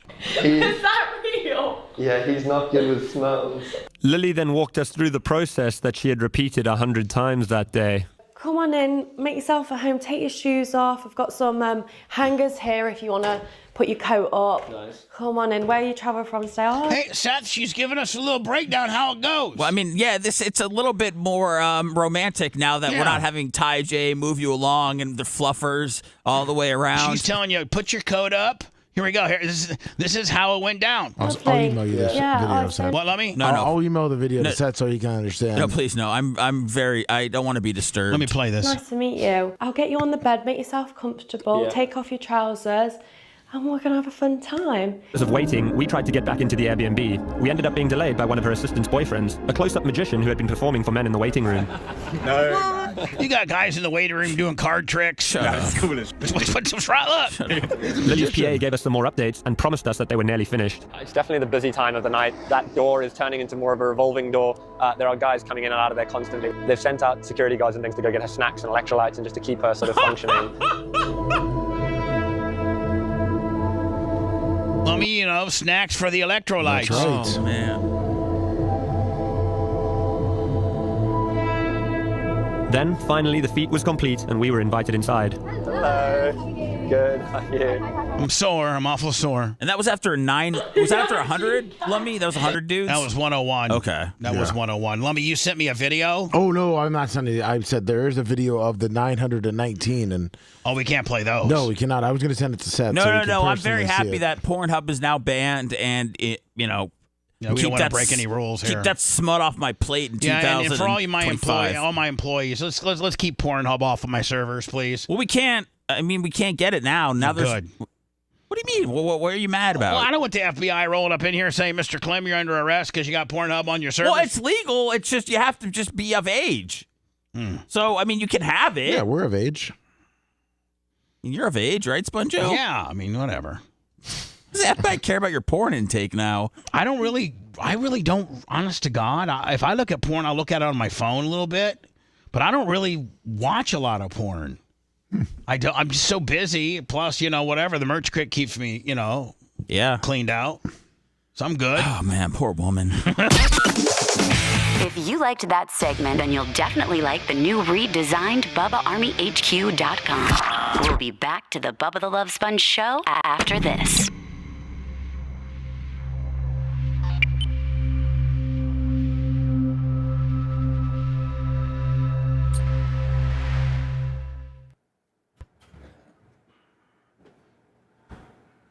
We got the rains out in Africa. There's something that 101 or more men could ever do. What's up, Goocher?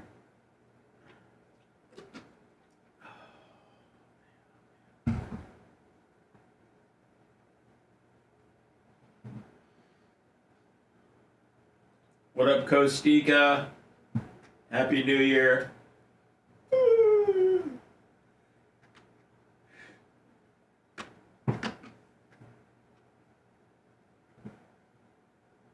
I gotta stop taking naps at 7 o'clock at night. Hold on, that's not down for the night. That's a nap. Oh man, I fell asleep from like 6 to 7 last night. Oh, that's a. No, I'm fucked. But I just sleep. You should have just slept the rest of the night. I can. I got dinner. I gotta wind down for bed. I'm in bed. I was out of bed. I don't like being. I don't like when I wake up. I gotta get moving.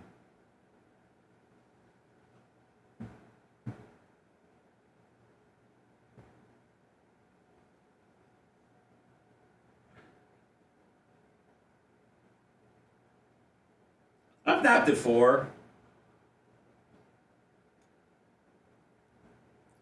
Really, it's just when I lie down, I just fall asleep. But when I try to go to bed at night, I can't. It's all good. I'm not sure how long we're supposed to be sleeping anyway. 8 hours. I know, but I don't think Elon Musk sleeps, and he's fine. The PBD guy said that, you got to work 16 hours a day to make it. So, I don't know how much time there is for sleep.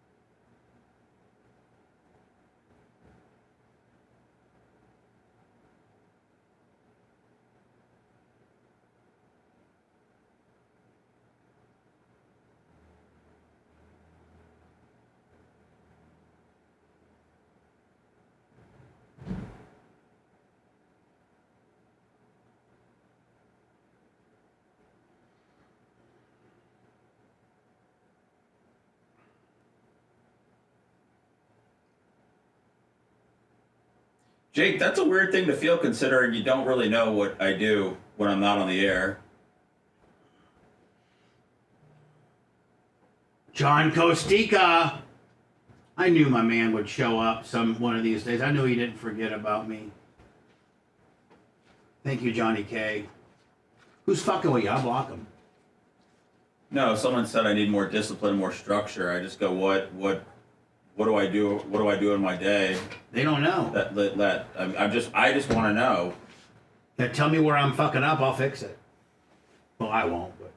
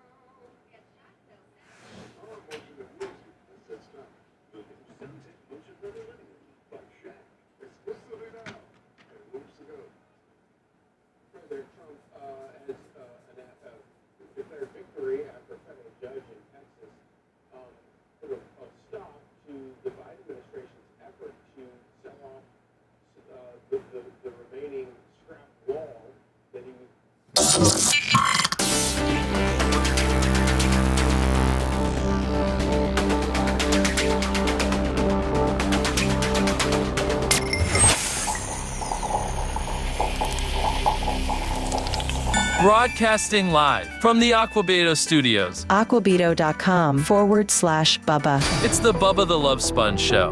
I was getting ready for my next article to talk about these two little girls that were abandoned at the border. Like, I guess maybe some coyotes or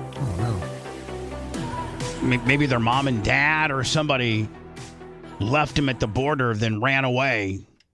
And we're stuck with these two chicks. These two little girls. So I was getting ready for that story.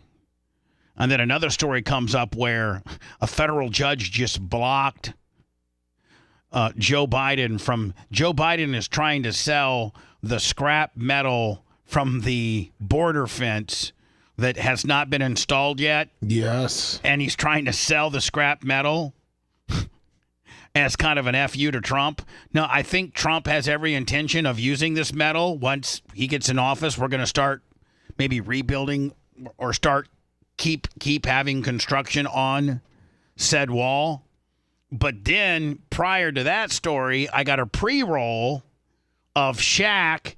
And I tell you, man, I love Shaquille O'Neal. I love the hell out of him.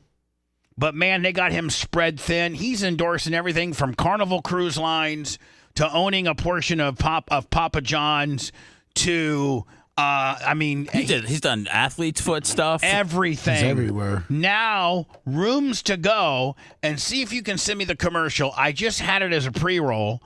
Rooms to Go now have designed a couch that has like a Shaq sound system.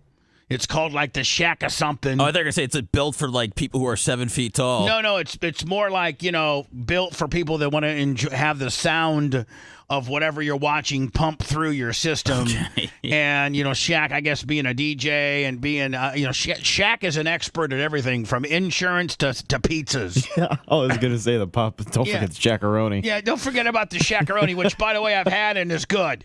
It is good. It's probably the best pizza Papa John's makes. I'm not gonna lie. I mean, It's big as hell with like triple the pep. Yeah. I mean, nobody should be surprised that Shaq is this marketable. I mean, he's been that way ever since he came into the league. I don't know if he's ever been this. But he was in movies though. He did music. Yeah. Like he's done everything. I sent you the recliner. Yeah, that's what I'm talking about. Okay, yeah. So this is the pre-roll that I'm getting as I'm trying to look at these stories that I'm gonna I don't know if this is it. It's not. I think I found it. It's a different one. It's a different one. Find the right recliner. You're a happy camper. Just look at me. Thanks to my new Shack Lazy Boy recliner. It's a perfect fit. Made with custom leather exclusively for rooms to go. One of many comfortable Lazy Boy recliners in styles, colors, and sizes for everybody. A Lazy Boy recliner for you, one for you, one for you, and one for me. In stock at a great price. Rooms to go. The best place to get your favorite recliner. Tell them Shaq sent you. All right, you sent me the one. Yeah, the one with the beats or something. Yes, in it. Yeah. yes. So I'm watching. This is it. He's just infiltrating all these ads. Hold on. Sound Tech by Shaq. This is what Rooms to Go is going with. Remember when they had the Cindy Crawford collection? Yeah. Yeah. Now they got the Shaq, who's gonna pump some ohms in your homes. Some wattage in your cottage. It's my old top 40 stuff. Look.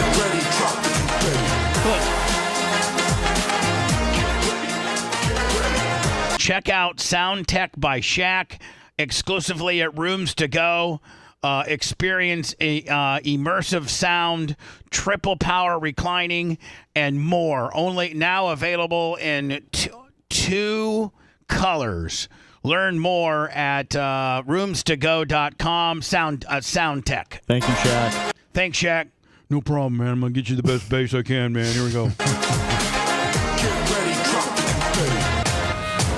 Well, now see the commercial that I saw. It was a family sitting there, and the Shaq was sitting on one side, and like the dad was sitting on the other, and the dad was trying to mess with the sound, and Shaq like slaps his hand away and like, get the hell off my sound. Let me show you about my sound. See if you could try to find that one. Find me that one, yes, because Shaq's like, I gotta tell you something about my Shaq sound system. It's the best ever. 26 speakers that are going to go ahead and... this might be it. I think this is it. You're doing a black Trump just there, by the way. Was I? Yeah, it's okay. Thank you. Get ready, drop the confetti. Introducing Home Theater, My Style. The new SoundTech Motion Leather Living Room. By Shaq. The ultimate home theater experience, now at Rooms to Go. Big sound, big comfort, Why do you hit that guy? Cool. What? I said, why do you hit that guy? Because he told the guy, get off my buttons, bitch. Get off my buttons. Watch. The guy looks around, too. Look, the guy's getting on my buttons. Watch. Ready? Hold on. The ultimate... Hey, let me mess with this treble. Home theater experience. Get off my buttons, bitch. Do you need buttons on your couch? Yeah, you do. You do? Yeah, okay. yeah. I mean, if you really want to be, Okay. I don't think they ain't selling the hell out of these things. Are you going to get one, Bubba? No, well, no. To go. Big sound, big comfort, very cool. Ready to entertain with our epic SoundTech built-in audio system that surrounds you with amazing sound. And Shaq knows sound. And power motion that moves you. I said stop. The new SoundTech Motion Leather Living Room by Shaq. SoundTech by Shaq. I'll sell you a pepperoni pizza. I'll sell you some insurance. I'll sell you a cruise, and I'm gonna sell you a SoundTech by Shaq. Hold on, I got you. I got all of his endorsements right here, Bubba. NBA 2K, Taco Bell, Papa John's, Burger King, Buick, Pepsi, Oreo, Shaq Fu video games, Icy Hot, Nestle Crunch. The General Insurance.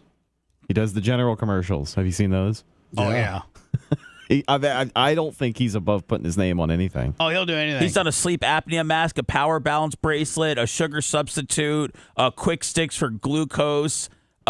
He's done Enlightened Diets, Toys R Us, 24-hour fitness, something called the Black Phone, Radio Shack. I mean, he's done it all in his career, Bubba. You pay the Shack fee, I'm there, baby. Zales. President Trump has declared victory after a federal judge in Texas put a stop to the Biden. Is anybody advising Joe Biden on his last couple weeks by saying they're gonna clown you out, Joe, if you try to sell the metal that's being used to pick up construction on the wall? B2B businesses with 1,000 plus leads. The hell? If you're struggling to... Well, he's been selling parts of the wall in like Arizona for like a year or two. Like, listen, Joe. Is he selling for a profit, or is he doing like I think you could pick them up for like, it was like pennies on the dollar. We need some of those. We need some of those for right? the track. Trump no, for everything. Okay. declared victory after a federal judge in Texas put a stop to the Biden administration's effort to sell off the remaining scrap wall that he was going to use for that obviously the learn the story, numbnuts. Jesus, Biden administration completely stalled. He writes on Truth Social, in a major crucial win for America and our national security. Lummy, you need that for your Tampa home. Fortified. Security, a federal judge in Texas, based on papers we filed just a few days ago, has prohibited the Biden administration from selling any materials designated for the border wall.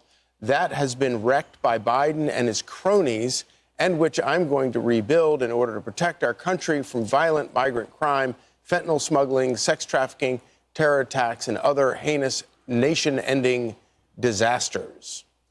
That's good news out of Texas. Lummy, they got Buck on a front end loader that's loading up steel on these big flatbeds that these steel prospectors are picking up for pennies on the dollar and going right to the scrapyard and making a ton of money on. Yeah, looks like you can get it on govplanet.com. The Biden administration not able to sell off what's remaining of the border wall. Yes, Ken Paxton filing that lawsuit, the Attorney General of Texas. Tom Homan was talking about this yesterday. Oh, Tom Homan probably just completely spun himself out on this. Yesterday on Fox News Live.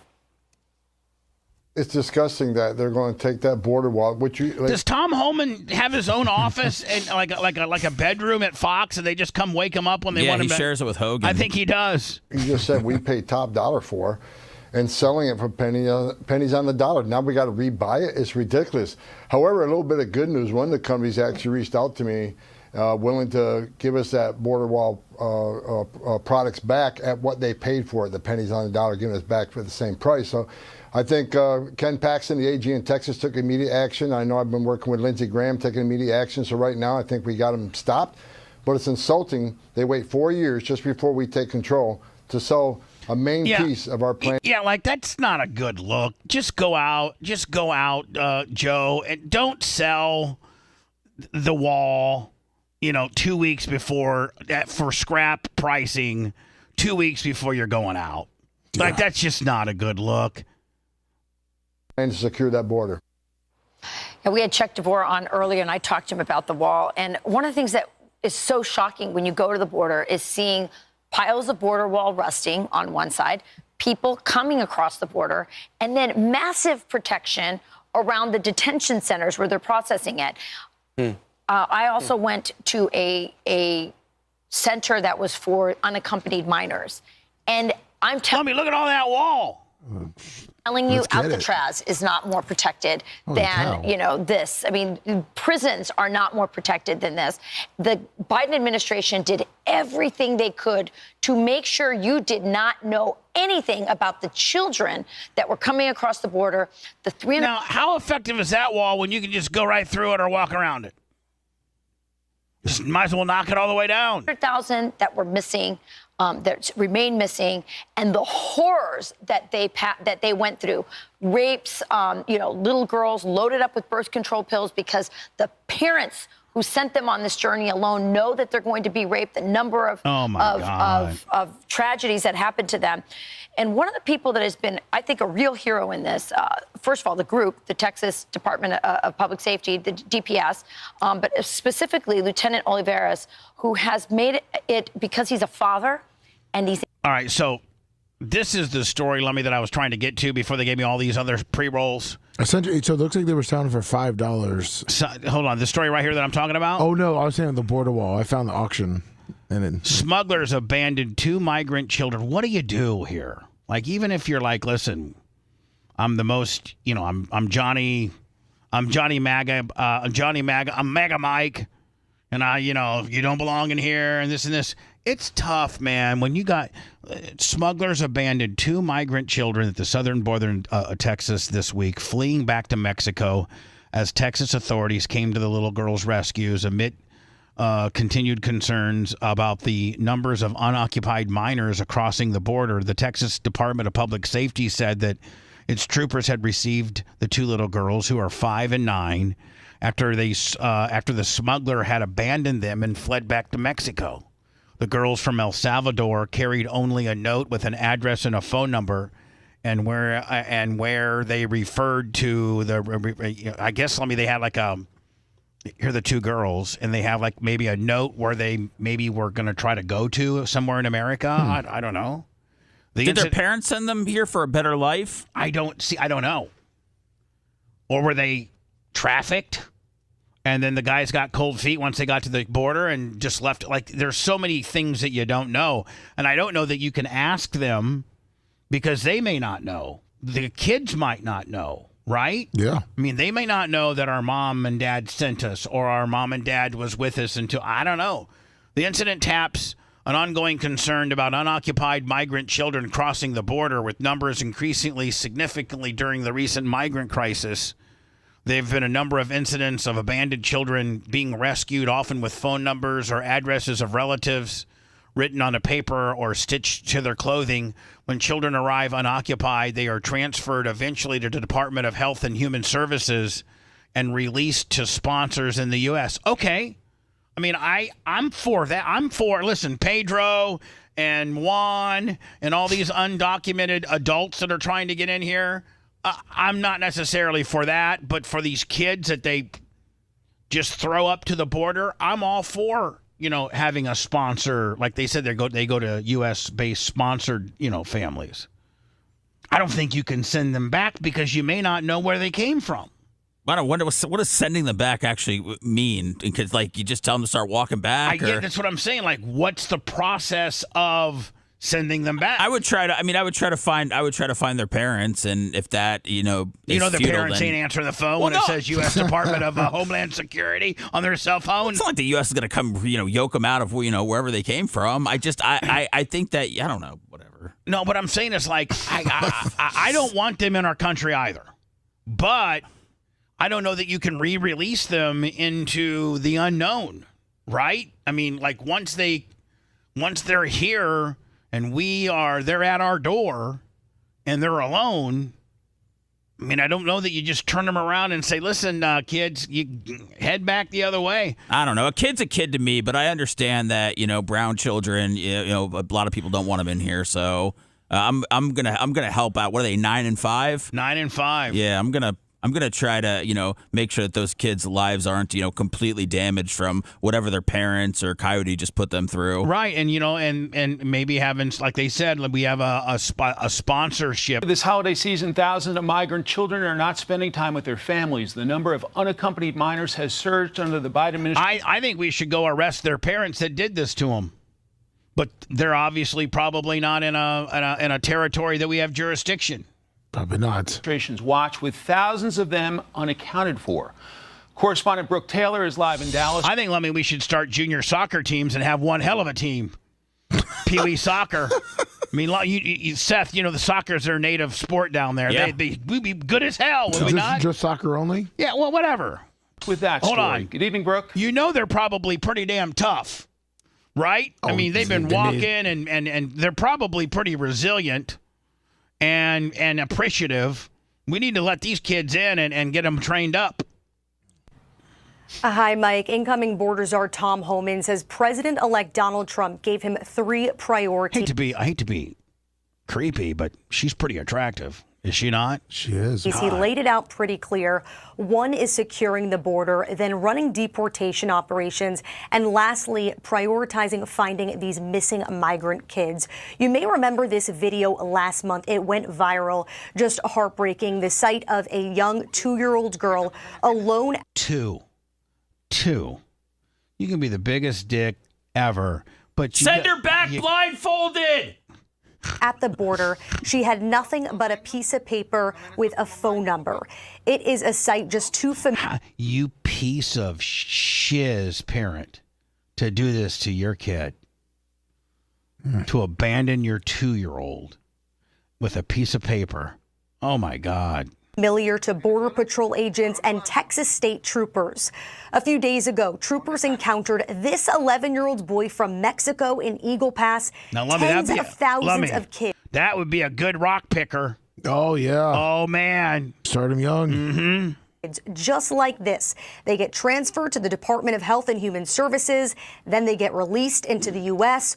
only for many of them to get lost in the system. The surge of unaccompanied minors has just reached alarming levels, especially during the early years of the Biden administration.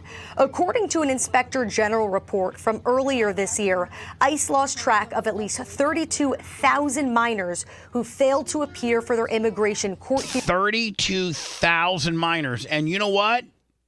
A lot of those became sex trafficked. Yep. Promise you. And that is disgusting. Hearings from fiscal years 2019 to 2023. The question becomes, where do they end up? We talk about those vulnerabilities. That's where these children are forced into sex trafficking, labor trafficking, the exploitation of these children when they come across the border. And Holman has admitted this is going to be a massive undertaking. He not only blames the open border, but sponsors not properly vetted. Now, whistleblowers and HHS saying many of these sponsors weren't even fingerprinted. There's our guy again. He's everywhere. Seth, he's on 5 or 6 shows a day. Oh, he made the show 3 times today. He did. I wasn't even trying. They took whatever identification was given to them, so I guarantee some of this information is going to be fraudulent. And according to Border Patrol data in the fiscal Man, she's a smoke show. Is she not? Yeah. Hate to be a weirdo. year 2024 alone, Border Patrol agents encountered more than 99,000 unaccompanied children at the border. So to put that all in perspective for you, that is enough to fill up Madison Square Garden nearly 4 times. When I returned, did you see Mr. Beast got engaged? Congratulations. Yeah. Hope he's got one hell of a prenup. Isn't he worth a ton of money? Yeah, he is. Is she all that too? Like, I mean, I'd have to have the hottest. She's all right. He's not really all that. No, he's an odd dude. Is he a billionaire?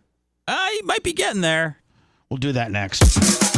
If you want a deep dive into the Bubba the Love Sponge show from the past, go to BubbaArmyHQ.com. We'll be back after these words.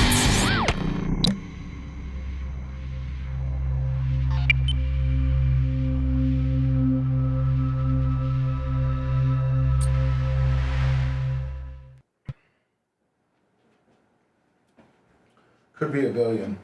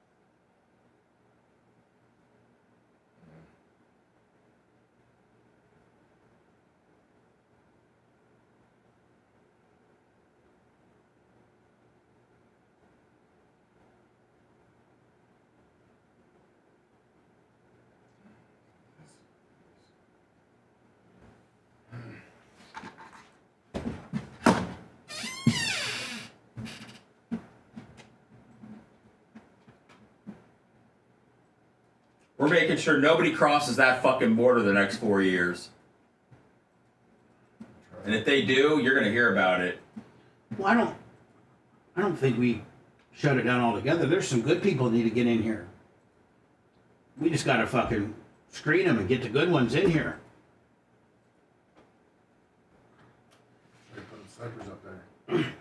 We need to get some motherfucking. Asians in here. Yeah. That's what the fuck we need to do. Bring the Asians.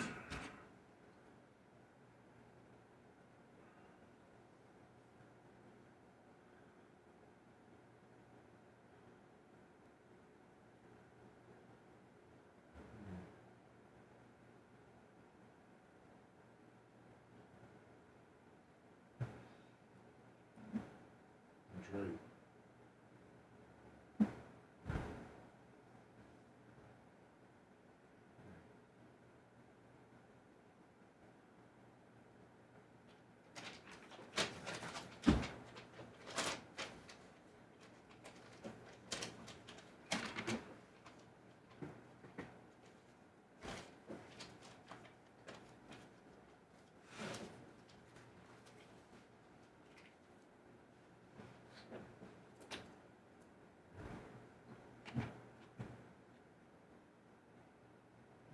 said so, Steve Gumpio, man.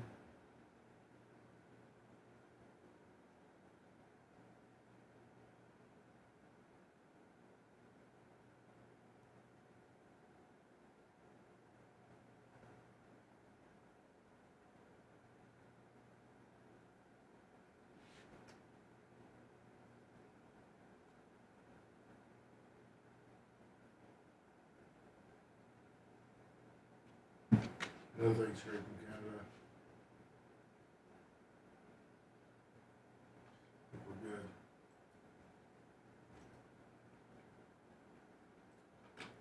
Yeah, you get it on here.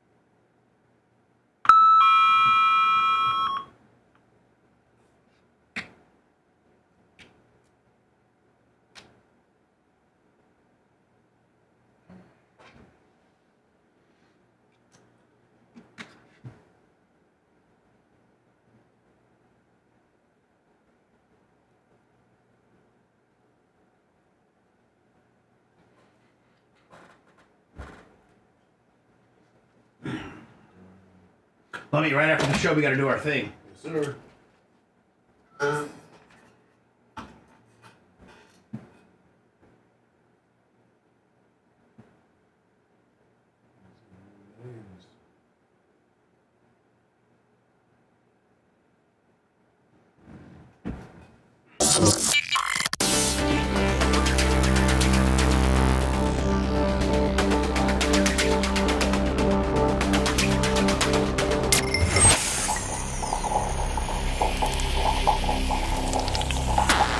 Broadcasting live from the Aquabito studios, aquabito.com/Bubba. It's the Bubba the Love Sponge Show.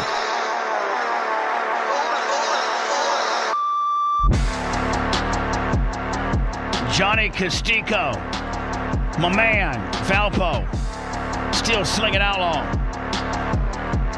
Head of the Hoosier Sleeper Cell. $100 in the PayPal. PayPal, Venmo, Cash App. Make our week, buddy. Appreciate you so much. And if anything, go to our YouTube channel and just get a notification and subscribe. Or just get a notification and follow. That doesn't cost you anything. Hopefully we'll be going live on our YouTube channel, which is, by the way, at the Bubba Army, from Bubba Raceway Park, Ocala Speedway. I'm literally getting in the car and headed there right now after you do some heavy lifting for me. Fun. Mr. Beast. Seth, did he start out rich? No. Or did somebody give him some seed money? Or did he just flim-flam it? Like there's footage. I mean, there's old footage of him streaming from, I don't know, 10, 12 years ago.